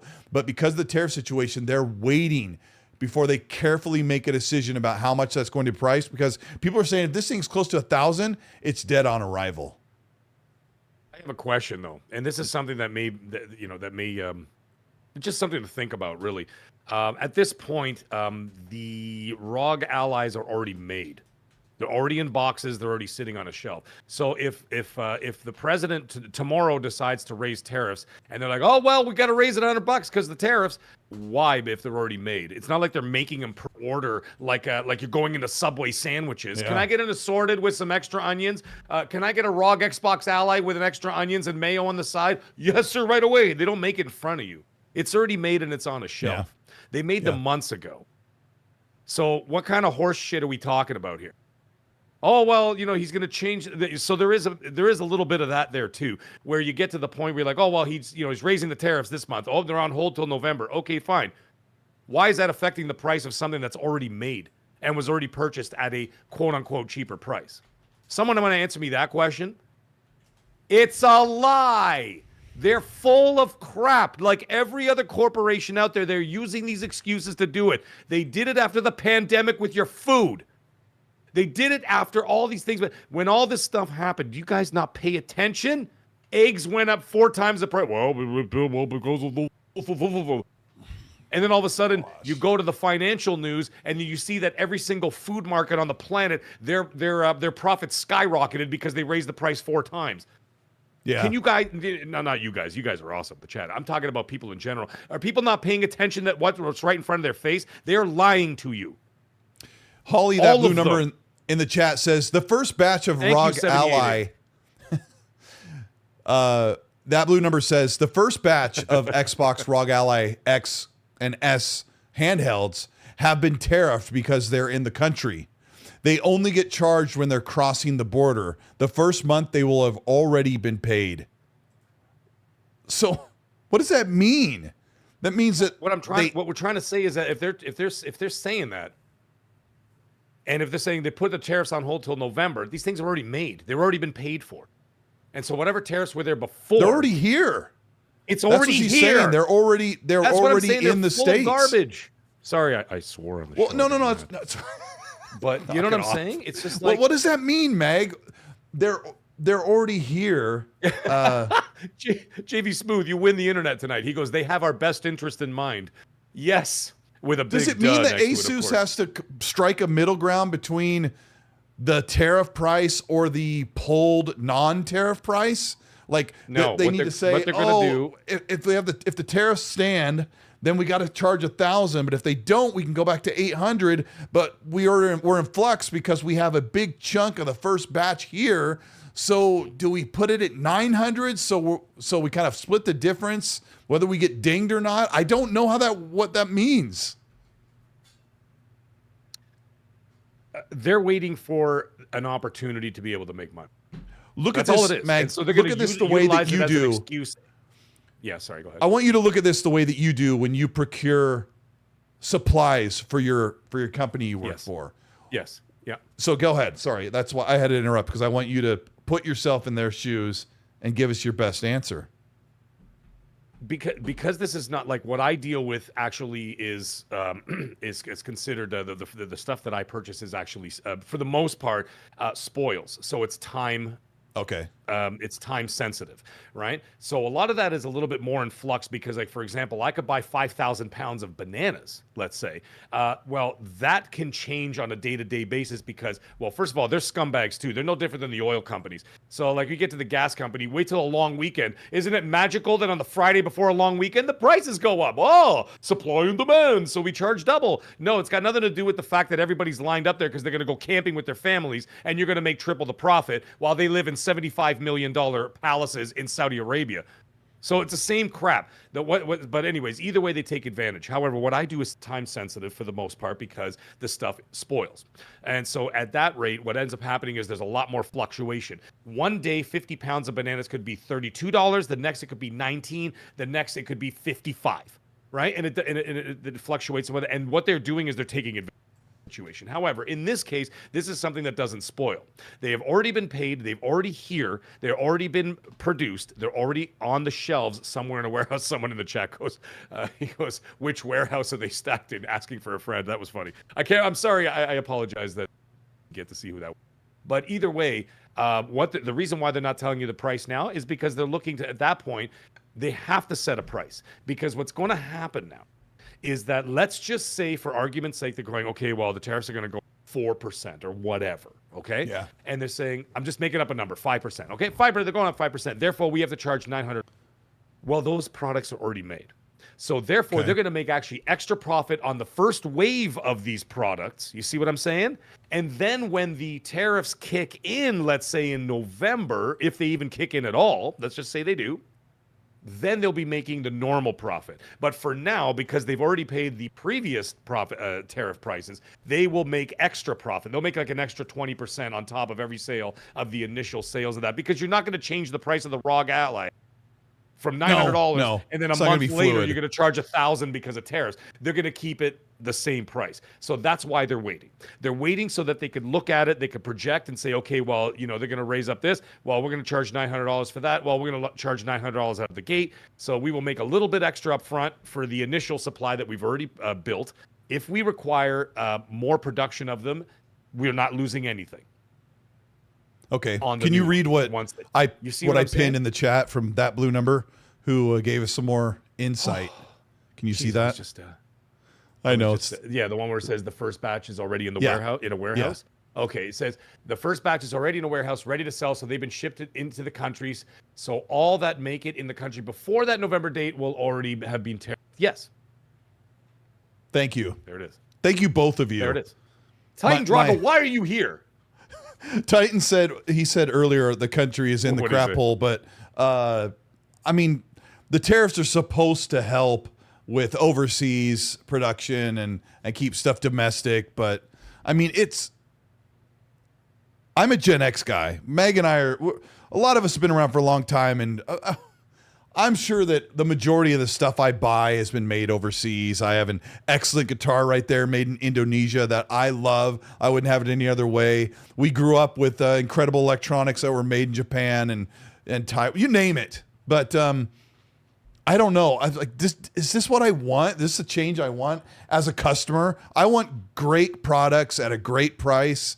And now we're all paying for it, you know? Well, then there's the other side of the coin, and the other side of the coin is this, and this is where, like, this is where there's so many things that need to be discussed. I mean, I could do a whole show about this. about just the economics, the global economics, and the impact it has on on us as North American consumers, being the number one consumers on the planet, come from North America. Mostly, obviously, 90% the United States, 10% Canada.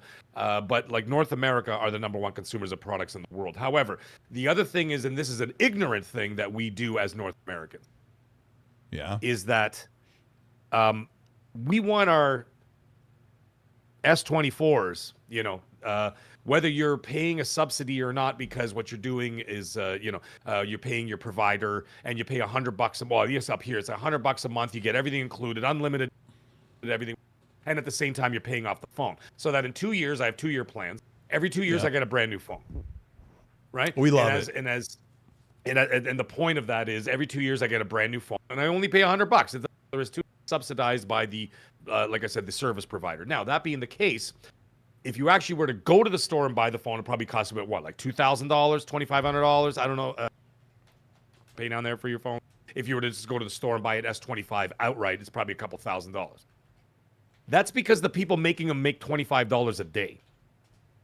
The people that make your consoles make $25 a day and throw themselves out the friggin' windows. That's why they got suicide nets all over China. Yeah. Apple, everybody. It's all the same stuff, crap. Doesn't matter what company it is, Microsoft, Meta, Amazon. They're all taking advantage of these people too. And I understand what the president's trying to do. He's trying to bring that money back into the United States or whatever. Be like, no, you're going to make them here. Great. However, how does that play out in the long run when an American is not going to work for $25 a day? They're going to be working for $25 an hour. So that being the case, sort of seems like you lose either way. They tariff the foreign-made exported stuff or imported stuff, and then we pay extra. But then he's like, "Well, we're doing this so we can bring it home. When we bring it home, it's going to cost more." But maybe I don't know. Maybe the corporation. I don't know, whatever. On a fundamental level, I understand what he's doing, but at the same time, it's not feasible as Americans, Canadians as well. They're going to be working for $25 to $30 or $35 an hour, not $25 a day, like the Chinese do. Not all the Chinese, but like all the factory workers and stuff like that. Or you get to these other countries, Indonesia, Vietnam, Thailand, you know what I mean? The Philippines. These people make nothing compared to what we do if you were actually to change it around. If you wanted a Samsung S25 made in the United States with the prices that an engineer would charge to build that, it would cost us $10,000 for a cell phone. Yeah.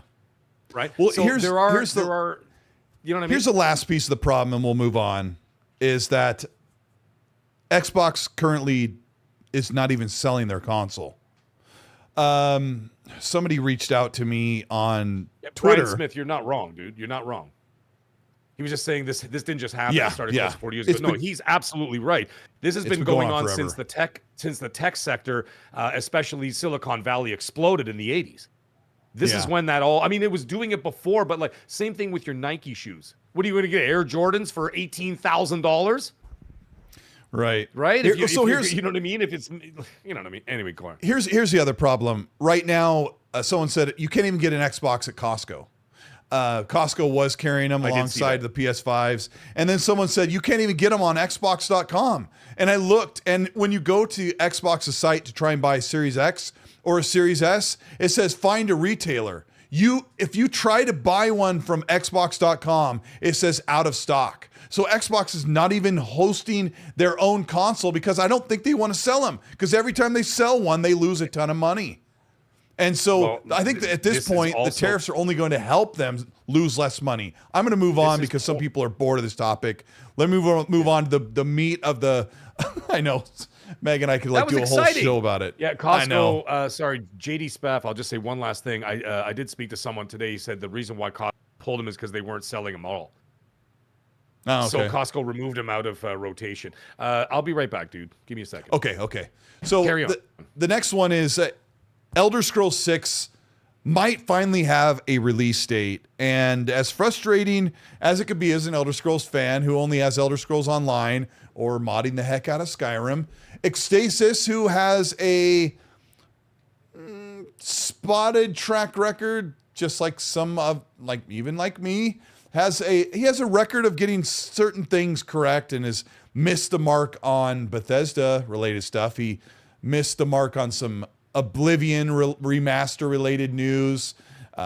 He is saying that he's hearing that Elder Scrolls 6 has a release date for 2027. This is sort of out of line of things that I heard last year, because we were supposed to get, I can hear my dog barking like crazy outside. I can hear it through here. Yeah. Elder Scrolls 6 was supposed to be shown as the last thing at the E3 or at the Xbox Showcase 2025 showcase last item. And instead we got Call of Duty Black Ops 7, which, disappointed a lot of people. So if Bethesda and Todd Howard were ready to show us what Elder Scrolls 6 looks like, I thought it was very possible that they could have a release date in 2026 or maybe 2027. But if Xstasis is in any way correct about the possibility of Elder Scrolls 6 releasing in 2027, I'm going to hang back here and say, oh, that must mean that it's actually coming out in 2028. Your thoughts, chat, on Elder Scrolls 6, because at this point, the game has been in the works for almost a decade, and it's hard to get excited when they've been talking about it since 2018, and we haven't seen a single actual pixel. And as a big Elder Scrolls fan, I am very frustrated. Meg, what in the world? You probably don't, you haven't heard anything, but how do you feel about this rumor about Elder Scrolls 6 coming out in 2 more years? I did not hear anything from anybody. And actually, I said as much before the show, and I'm like, no one has said anything, whatever. And I know a lot of people at Bethesda, and not know them I talked to a lot of people at Bethesda. And, but nothing about this. However, that being said, the problem is, there is a problem with this, and it's not because we have to wait so long or whatever. We've got plenty to do in between all these big releases, right? Like, I mean, I wasn't pining and crying about GTA 6 in 2020. I really didn't care. I'm like, listen, man, between 2020 and whenever they decide to come out with this game, we're going to play a million games. Now, think about this, folks. If you actually go back, everybody in the chat, think about this. 2013, September 17th, 2013 is when Grand Theft Auto 5 launched, right? And then now you're going to have, presumably, May, even though some people are rumbling that it may get delayed again, but that's a whole other thing. Anyways, it doesn't matter. The point is, between then and now is 13 years. Sit back and think about all the wonderful games you played during that time. Were you really sitting around waiting for GTA 6? Not really. Same thing with Elder Scrolls. Skyrim came out a long time ago. My God, I played it on the 360 for crying out loud, right? So we've skipped 2 generations, well, 1.5 generations basically since that game. I've played a million wonderful games since then, so it wasn't really on my mind. However, now that it's slowly starting to creep into the horizon, my problem is that you get that Starfield effect. And what I mean by that is that you've waited so long that people's expectations are going to be so insanely high that they will never be able to. Now, I didn't like Starfield, but that was my own personal reason. But I'm just saying in general, you're never going to be able to live up to the expectations that people have built up for themselves. So I feel that by doing this continuously, you're just shooting yourselves in the foot, because there's going to be so much scrutiny on this game that you're making it unfair for yourselves. And what they do is they're like, well, now we're going to do this. Well, now we're going to do that. Well, now we're going to do this, because now they're trying to stop each other because they're afraid of what's going to happen with the general public and the reception from the gaming community. So they keep trying to one up each other in the development of the game. And what ends up happening, you take too damn long to release it. By the time the game comes out, it'll be like between Skyrim and now. My son was I don't even know if my son was born yet. My son was born. What year did it come out? Right before Skyrim came out. My youngest kid. Born in June. Skyrim came out in November or whatever. What year? I remember holding him while I played it. Yeah, I don't even remember if my son was born. My son might have just been born. Because I moved into a townhouse with my wife. We had just got married. Oh, wow. So like, we didn't even have a house yet. We were just living in a little townhouse and whatever else. It was just the 2 of us and a dog. You know what I mean? And I'm playing Skyrim then. So the other point is that you get to that, yes, yeah, you're going to read that super chat from Michael later. Absolutely true. The thing is that you get to a point where, like, you're trying to attract another generation of people. Oh, this is, the long history. That's why they released one of the reasons why they released the remaster that came out in the spring. get people's minds on it, get people looking at it. You know what I mean? Get people checking it out. You'd be like, okay, cool, I understand what that is. And that's basically what that was for, to basically whet people's appetite and introduce a new generation to it. Otherwise, you're going to get Elder Scrolls 6 and people are going to be like, well, what the hell was Elder Scrolls 5? I wasn't even born yet. You know, you have like 15-year-olds. We're not the focus anymore, Colteastwood. Absolutely. You know, yeah, my son will be. Focus. They don't give a shish kebab about us. They care about 10-year-olds because they've got a 30-year, 40-year plan. And they want those people paying for the next 40 years. My son will be 16 when Elder Scrolls 6 comes out.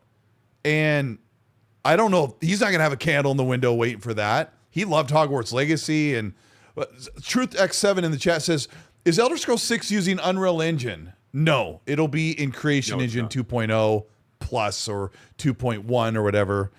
It'll look absolutely gorgeous. If you can imagine Starfield's visuals built into a fantasy setting, the character models will look incredible.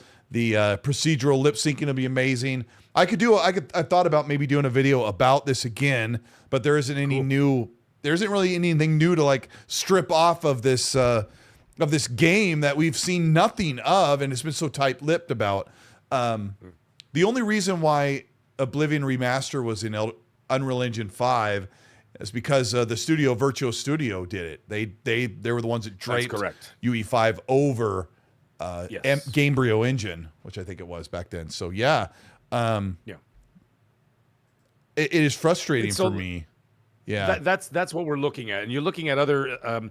I think that the Fallout series is lucky for two reasons, and I think actually the Fallout would actually be more in the mindset, more so than the Elder Scrolls situation. Obviously, Elder Scrolls will probably outsell a Fallout 5, but you know, Fallout right now has a TV show. You know what I mean? They're on season 2 now of the TV show. It's doing well. People are watching it. Whatever. And then of course you got Fallout 76. You just came back. You know what I mean? From New York, doing all that thing. So like that's doing incredibly well. 25 updates. So that's got a thriving community. So it's always in the mindset of a large portion of the gaming community. And that's why I think that's why they brought out Oblivion. That wasn't just by accident. They didn't just randomly do that. They did that on purpose to get it. They always do that, right? Into the mind share to get people to try it out and say, okay, well, you enjoyed that remaster, whatever. Well, here's the new sugar we got right here. This is the good stuff. This is the full current generation game, whatever it is, blah blah blah. And listen, man, I think it's gonna be awesome. It's gonna sell incredibly well, obviously, just like the other ones do. Well, it's like what was it, like 10, 15, 20 million copies, whatever. It'll do well. And since DeMarco Dude's in the chat, a good friend, awesome content creator, check out his channel. He's there in the chat right now. I know one of his major personal concerns is that Elder Scrolls 6 may suffer because of stylistic choices or maybe mechanical choices that were built into Starfield. He's afraid that maybe they'll take that Starfield and kind of build upon that, which Bethesda typically does, to his credit. He's concerned as a non-Starfield fan that Elder Scrolls 6 will suffer because they'll kind of evolve that from what Starfield is. But someone else in the chat also said Fallout 76 and Elder Scrolls Online are doing really well. They're now in no big hurry to make Elder Scrolls 6, but that's not true because that's ZeniMax Online. They have two teams, ZeniMax Online doing Fallout and Elder Scrolls Online. So Bethesda Softworks, helmed by Todd Howard, they want to do their next thing. They've already, with Starfield, like their B team or the skeleton crew working on Starfield's doing DLC and updates, and that's a big undertaking as itself. But the meat of Bethesda Softworks is trying to get ready to launch Elder Scrolls 6. And I would say, DeMarco Dude, that your concerns about it being too much or anything like Starfield, I wouldn't expect that, especially after they've seen the reception, because I'm pretty sure Bethesda knows that there are things that are shortcomings when it comes to Starfield, and they're not going to repeat those mistakes, and they definitely don't want to repeat some of those mistakes. I think Starfield's problem, I could do a whole show about Starfield, is that there were things where they're like, this is good enough. Now, DeMarco, I would be concerned if they have that, this is good enough, this is what the fans want, but Elder Scrolls 6 has to, just like Grand Theft Auto 6, Mag, Elder Scrolls 6 has to go above and beyond expectations. Like their internal motto on the whiteboard should be, let's try and go above and beyond what the fans expect. Because as developers, they can shoot for the moon and hopefully land somewhere in, dang it, I love this game. And I really hope they do. Yeah, well, like I said, that's a double-edged sword too, because then you run into that other problem of you're taking too long. And I understand what you're doing. I understand what they're going for. They're shooting for the moon, but you're getting to the point where they're probably saying, let's subvert all expectation. Let's go above and beyond all expectation. But by doing so, costs a crap load of money and a crap load of time. And then people are going to be like, all right, well, that's fine. When it comes out, and that, whatever. But then what starts to happen is it starts to build dissent. And it starts to build people getting resentful and whatever else. And then when it comes out, they're going to, like I said, they're going to scrutinize the living hell out of it. You know, what do you mean by dissent? Like they're so sick and tired of waiting that's kind of like, I'm so hungry that now I'm not hungry anymore? Yeah, exactly. And then they're going to start. That's exactly what it happens. And you see it all the time.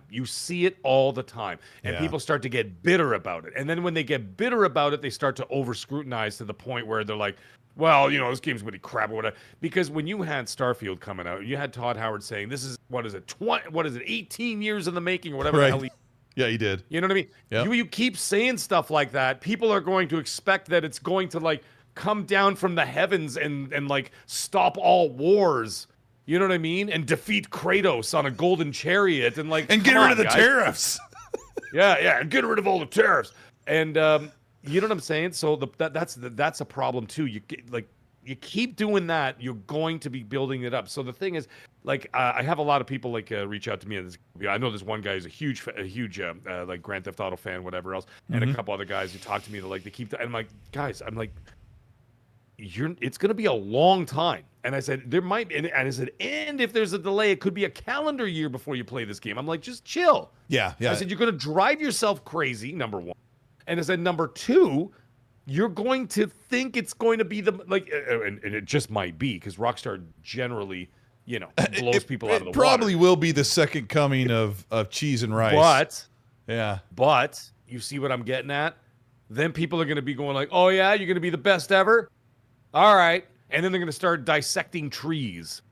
You know, look at the leaf on that third branch. Yeah, you know, that's not good. I mean, and this and that. And you're gonna start talking crap and bugs and this and that. And to the credit of Rockstar and Bethesda, like, Rockstar's not saying jack crap about Grand Theft Auto 6. They put out that trailer like 6 months ago or whatever it was. Feels like it, which is good. And they've just stayed quiet. They're gonna quietly come out. They're gonna emerge from the bushes, and the game's gonna be everything they hoped it would be, and it'll probably hit. Now, when you talk about Bethesda, they're not hyping the crap out of Elder Scrolls 6. They won't even talk about it. Outside of Todd Howard 2 years ago in that interview with... I haven't heard a damn thing. Yeah, so they're not overhyping it. It's us. No, they're not. We're the ones. We're the psychos. Yeah. We're the ones mowing our lawns over and over. Yeah, no, it's from the birds. I don't do that. Like, I don't do that either. Like, I'm like, nah, man, just when it comes out, it comes out. We got a lot of stuff to do. I think there's a lot of things to play right now. Like, we don't have to worry about this stuff. But I'm doing what you're doing, Mag. When it comes to Grand Theft Auto 6, or even Elder Scrolls, which I'm greatly looking forward to both games, and Fable. I'm just kind of looking the other way. Huge games. I'm just kind of keeping my head down and trying to not upset.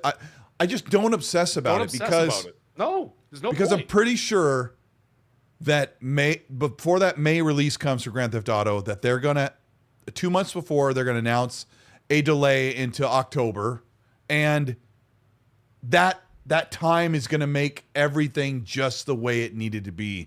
So I'm gonna keep my head down because there's more games than ever. Like the gaming industry's been in turmoil for sure. AAA is not what it used to be, but there is no shortage of incredible games to play every single month.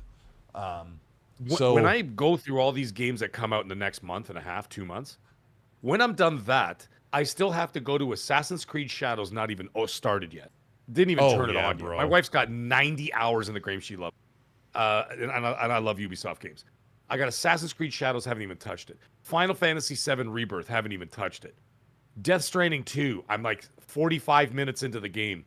Oh, jeez. So I got all those 60-hour playthrough I already did. I know. So I've got all those games, and who knows what else I got in that backlog that I haven't started yet, that I have to get into and play and whatever else and enjoy. I'm not worried about it. Okay, I'm not worried about it. I got another game I want to talk to you about that was on the topic list, and we will tread lightly because I have a feeling that this game that you and I love, that we're about to talk about, that I'm teasing right in front of your very face, I have a feeling that half of this audience does not like this game. There was a report this week that Assassin's Creed Black Flag was getting an overhaul remake, looks incredible, has RPG elements in the loot and gear, which you did have different swords and different gear that had different stats, but they've increased the RPG elements, and the combat has been modernized to be the modern Assassin's Creed. Before I get your take on this, Mag, we used to love the combat in the older first generation Assassin's Creeds. And what you did was you stood here with your sword, and as soon as the enemy started to come at you, you'd hit a button, you do an auto parry and start hitting them.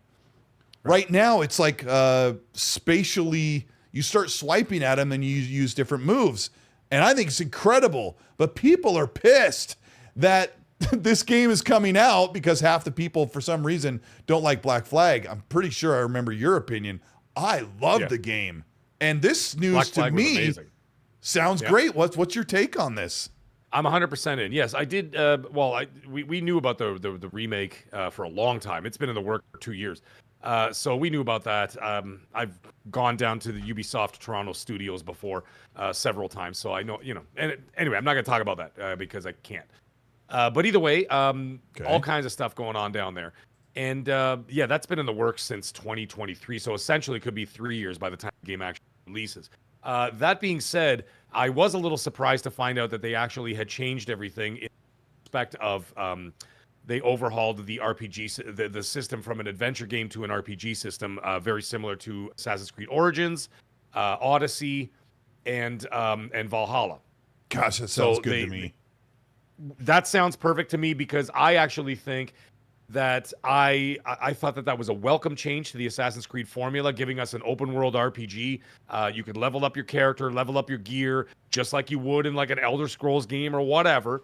And Assassin's Creed and Assassin's Creed Odyssey is once again next to Dying Light in my top 5 best games of last generation, bar none. Assassin's Creed Odyssey was one of the greatest effing games I ever played. If they did a remaster of that, I would pay full price for it. That's how they don't have to. The game looks unbelievable right now on Series X. It looks unbelievable right now. I still have clips from. It looks like a full next generation game. Yeah. Xbox One, not even a One X. I have video clips from my Xbox One, and it looks like it's coming out next week. Yeah, that's how Ubisoft's good it is. Amazing, incredible. So, anyways, I'm all in for the overhaul. The RPG system, give it to me, man. I'm totally in with the combat. I'm totally in with the gear and everything else. And like I said, Origins, Odyssey, and Valhalla were fantastic games. A little bit long in the tooth, with the collectibles. Especially Valhalla was egregious with the collectibles. And but either way, I loved the games, and they're amazing. So if you want to continue on that way, I'm all for it. I know it's going to bother some of the purists out there who are, Assassin's Creed 4 Black Flag purists who want the game to be exactly what it was before, but it is what it's going to be. They're making it for a modern audience. But either way, that's what it's going to be. And I'll tell you, I'm in 100%. Whatever they want, I'll pay for it. I loaded up, I think when that announcement came, when it started to get teased that remaster was coming for Assassin's Creed Black Flag, I loaded it up on PC. It was like $3 game. And it looks great, but it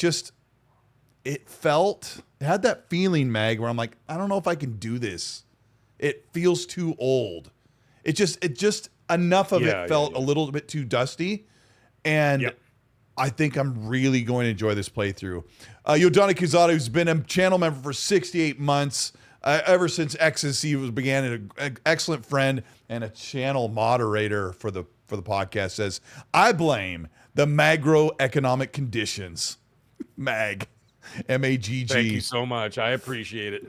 God Emperor Silva King Dave for the 9 months. Ladies and gentlemen. The macro. The magnolia, even. God Emperor Silva King, channel member for 9 months, says elections have consequences. We literally are going to see a recession if GDP doesn't see growth next quarter. Blah, blah, blah. I don't even know what he said. I think he said something about getting my hair cut. I don't know. I don't understand what that means. But yeah, thank you. I'll read it out loud for the people who do understand. Boner Jam's good friend of the channel. Thank you so much. He's on Under the Bus podcast Wednesday nights. Check them out to hear absolutely everything. Thank you for the 5. He says, want to thank Mag for lending me his copy of Womb Raider. Definitely fun and exciting for the whole family. Happy fall, everyone. Listen, I only got that movie for research for Magic, okay? Okay? No other reasons.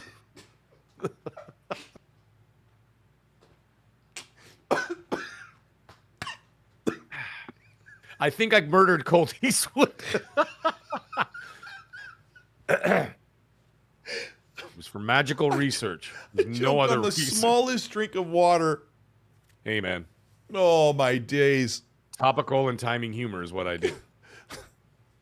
Then I just thought I had another. I thought my earbud fell out of my ear. I forgot I only wear one on the show. I went like watching this. Colteastwood get like I'm as pale as Voldemort, and this guy's getting redder by the second. Oh my gosh. Okay. That was great. Nariko94, thank you so much for the £2 super. Says, you guys gonna get Battlefield 6? Absolutely. Yeah, of course. Dude, I already paid for it. Dude, I paid full price for the game when the beta dropped. I played 2 hours of the beta on the first like the first little chunk. I'm like, let me just fart around for a little bit. I put in 2 hours, turned it off. I had to go do something, bought the game instantly, and then went off to go to, take care of my business. Yeah, there's absolutely no way I was gonna miss that. I'm gonna miss that game. Yeah, I'll be on there, and I'll do a little bit of competitive stuff, but I can't wait for that campaign. Michael, thank you so much for the $5 super. Says the game's going to be called Elderly Scrolls because we're all going to be so old by the time it comes out. I know. Yeah, it's true. It's going to be like I have a feeling that's going to be like Todd Howard's final game, and then he's just going to retire. Yeah, because what is he going to do? To spend another 18 years? He's going to be 90. Yeah, I was like, I don't know. I feel like I was like 36. I think I was like 36 when the game came out, and somebody was talking earlier in the chat like, oh, I hate it when people say they feel so old when they're 30, but 30 is kind of your prime. And I think just before Elder Scrolls came out, I was like a regular gym. I was a regular gym. What did you call him? Broccoli hair gym dude. So, yeah, broccoli hair gym bros. Yeah. Gym okay, bro. So Todd Howard is 5 years older than me. So maybe he can squeeze another game under his belt before he retires. Oh, yeah. Assuming that his net worth is a lot, so he'll be fine. And then even if he retired, they'll still throw him a golden parachute on top of what his net worth is. I think he's 60. He's not just 55. Let me see how old he is. Ghostbusters, I've seen that movie. What do you think? But he's definitely not. Like the rumors that he's going to launch Elder Scrolls 6. I was born in 75. He's 55 years old. Dude, there's no reason for him to retire yet. Yeah, you're right. No, not yet. But money. I mean, he could just say, yeah, he's 55. But so the thing is, it's like you do. Let's say you finish Elder Scrolls, right? 2 years. But you've already, let's say at the same time you can work on one other game while you're doing that. It takes you anywhere from 5 to 8 years to do that. You're approaching 60. Just retire. Yeah, and he's not in the trenches. He's not. Yeah, no, he's not but coding. I mean, you can go. Yeah, I know, but still, I mean, dealing with the stress of that and budget restraints and I'll having to deal with Satya every day and all that stuff. You know what I mean? He's not dealing with Phil. He's like, oh, Satya's calling again. Yeah, no, Satya's in charge now. What I think is going to happen is they're going to launch Elder Scrolls 6 in 2027. That's right. I think they're going to try for 2027.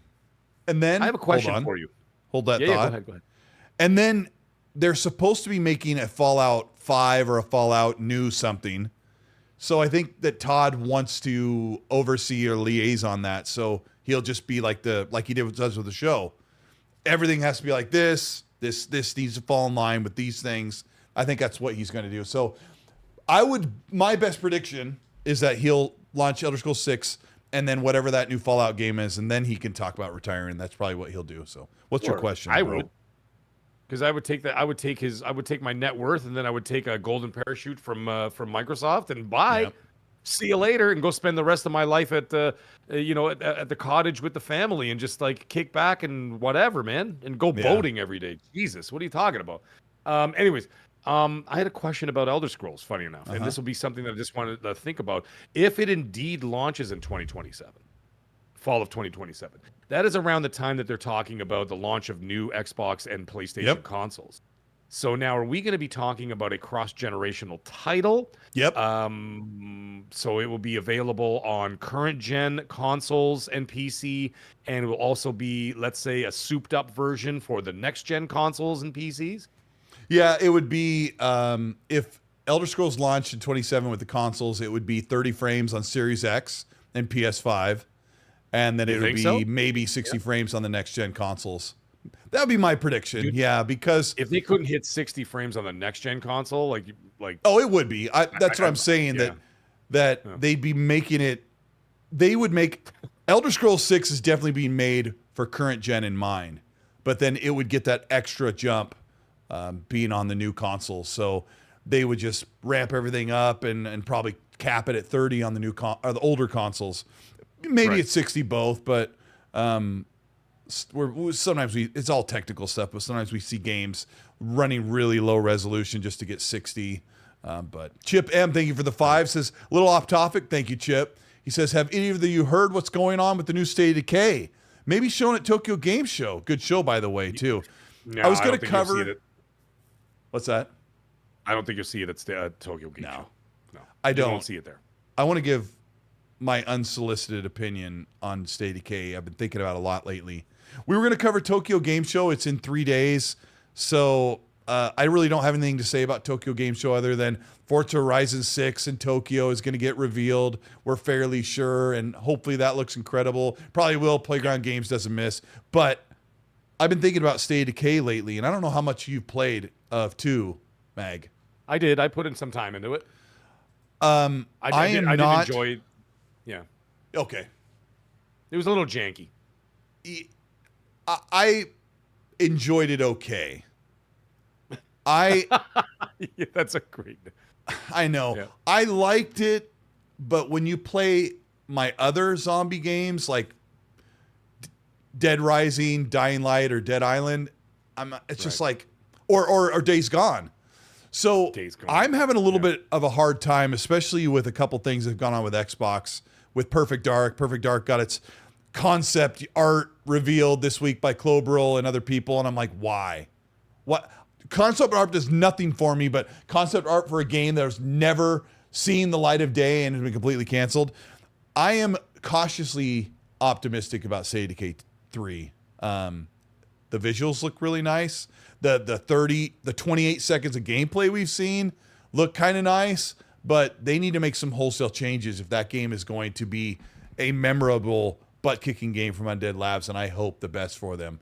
So thank you, Chip. I hope for the best too. I just like my problem with that game is I don't like the inventory management. How to feed people. Like, listen, man, I'm not playing a mobile game, okay? Like, I don't. You don't like only having 8 spots to when you need like 40 things to bring back to actually progress. Yeah, in the game. and then you got to feed the people on the ground, and you have to do like food management.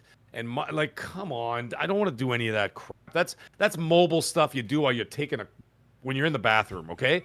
And you know when you're in the bathroom and you're holding your phone and you're like, oh, time to feed the Smurfs. Click, click. Oh, Smurfette's hungry. Give her 3 apples. Hey, I don't want to play games like that. Some of those mechanics might actually work, some of the mobile game mechanics, but I feel like the survival mechanics are the bare minimum in State of Decay. And if I can't build my own base instead of plopping down 4 preset things, that's another discussion for another day. I know that's more your jam, and I know you're into that. But it doesn't even do any of that. You play Grounded and stuff like that. No, I'm just saying, I'm saying that's more your jam. Like for me, the way I look at it is just as like like I said, we've played so many amazing open world zombie games that could be done. Like even Dying Light has co-op. And I mean, it's a little wild if you play with someone who's really good. It's actually pretty annoying because they're like, follow me. And then they jump over 17 buildings. And I'm like, dude, Can you let me grab my controller? You know what I mean? And so it's like, you know what I mean? But like, it's still a lot of fun. And we've seen a lot of open world zombie games that have done it so much better.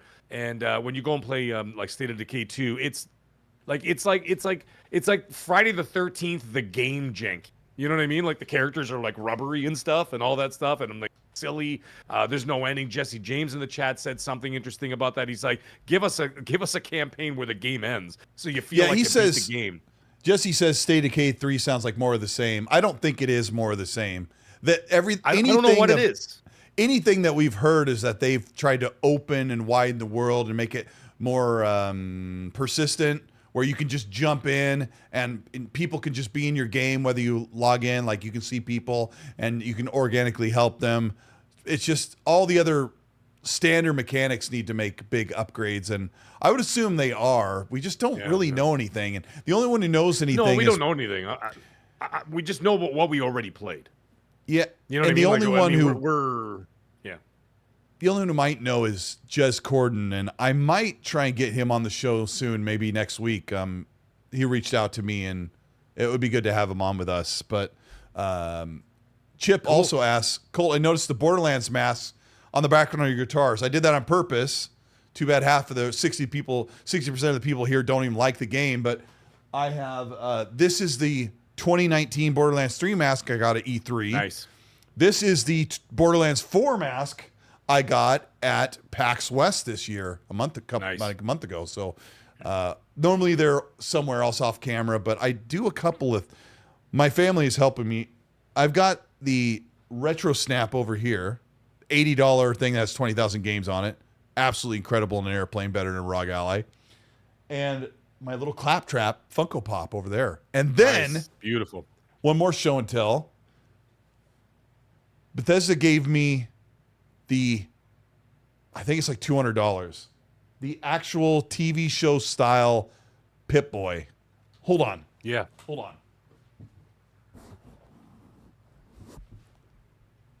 Let me see here. Oh yeah, right here. Oh, I have it upside down so it actually sit on the shelf. Did you hear that? Oh, that's awesome. Yeah. Hold on. I'm going to get it to the cool screen. And then I'm going to put it up on the camera. Hold on a second. That's awesome. No, we can see it. We can see it loud and clear, man. Beautiful. That's wild. How cool is that? I love this stuff. So anyway, I don't know why I said that, but I just like showing you guys stuff. Noisy Mofo says, Cole, are you going to play Jump Space? I played the Jump Space demo, but if anybody wants to play that game when I'm not playing Borderlands, I want to see what it has now. I think the full version's out now. Mitch Grote, thank you so much for the Canadian $2.79, says, will next gen guarantee 60 FPS minimum? My best answer is, of course. Because if you're on a Series X, absolutely, or a PS5 or a PS5 Pro, you're getting 60 FPS on 99% of games. The only exceptions were the Medium or Gotham Knights, which had its own problems. Something was broken. So yeah, I think so. I think that developers know that 60 FPS is what even console gamers want. So I think a lot of good is in the works for us. So that's the show. Meg, we had a power outage. You made me almost choke in the show. Sorry. You were awesome, man. I'm so good to be back with you. I'm glad to hang out with all of our friends in the chat. Yeah, man, it's awesome. We appreciate everybody. Tell everybody what you have in the works, because I haven't even planned my week out yet. Let them know where to find you and what to look for. Well, awesome show as always. We had a good time. Tonight, I'm going to take a little bit of a break after this. I got to go eat something. I'm starving. And I got to make a quick phone call. And then I'm going to go back on and I'm going to play Chronos tonight. I'm going to see if I can tonight. So if anybody's interested, let's say like 15 minutes, 20 minutes, let's say 10:30 Eastern, I'm going to go back on and I'm going to see if I can finish Chronos the New Dawn tonight. We got Magcast tomorrow. That's going to be at around 8 foot. Yo, Donnie, knock it off. Around 8:45-ish, between 8:45 and 9 o'clock. Magcast is tomorrow night. So we're going to be doing that. If any other news pops my way, I will be making a couple of videos here and there. I'm still on hold for another week and a half before I start planning my next cooking video and my next Munching with Mag. So I will be doing that in the first week of October. I try to release 1 or 2 a month.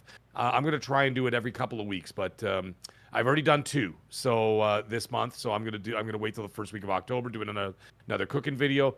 I got some technical feedback on that, so we're going to be doing, it's constantly improving, right? Constantly improving. That's part of the game. So it'll be a busy week. We got Tokyo Game Show. I'm sure we're going to have some things to talk about there.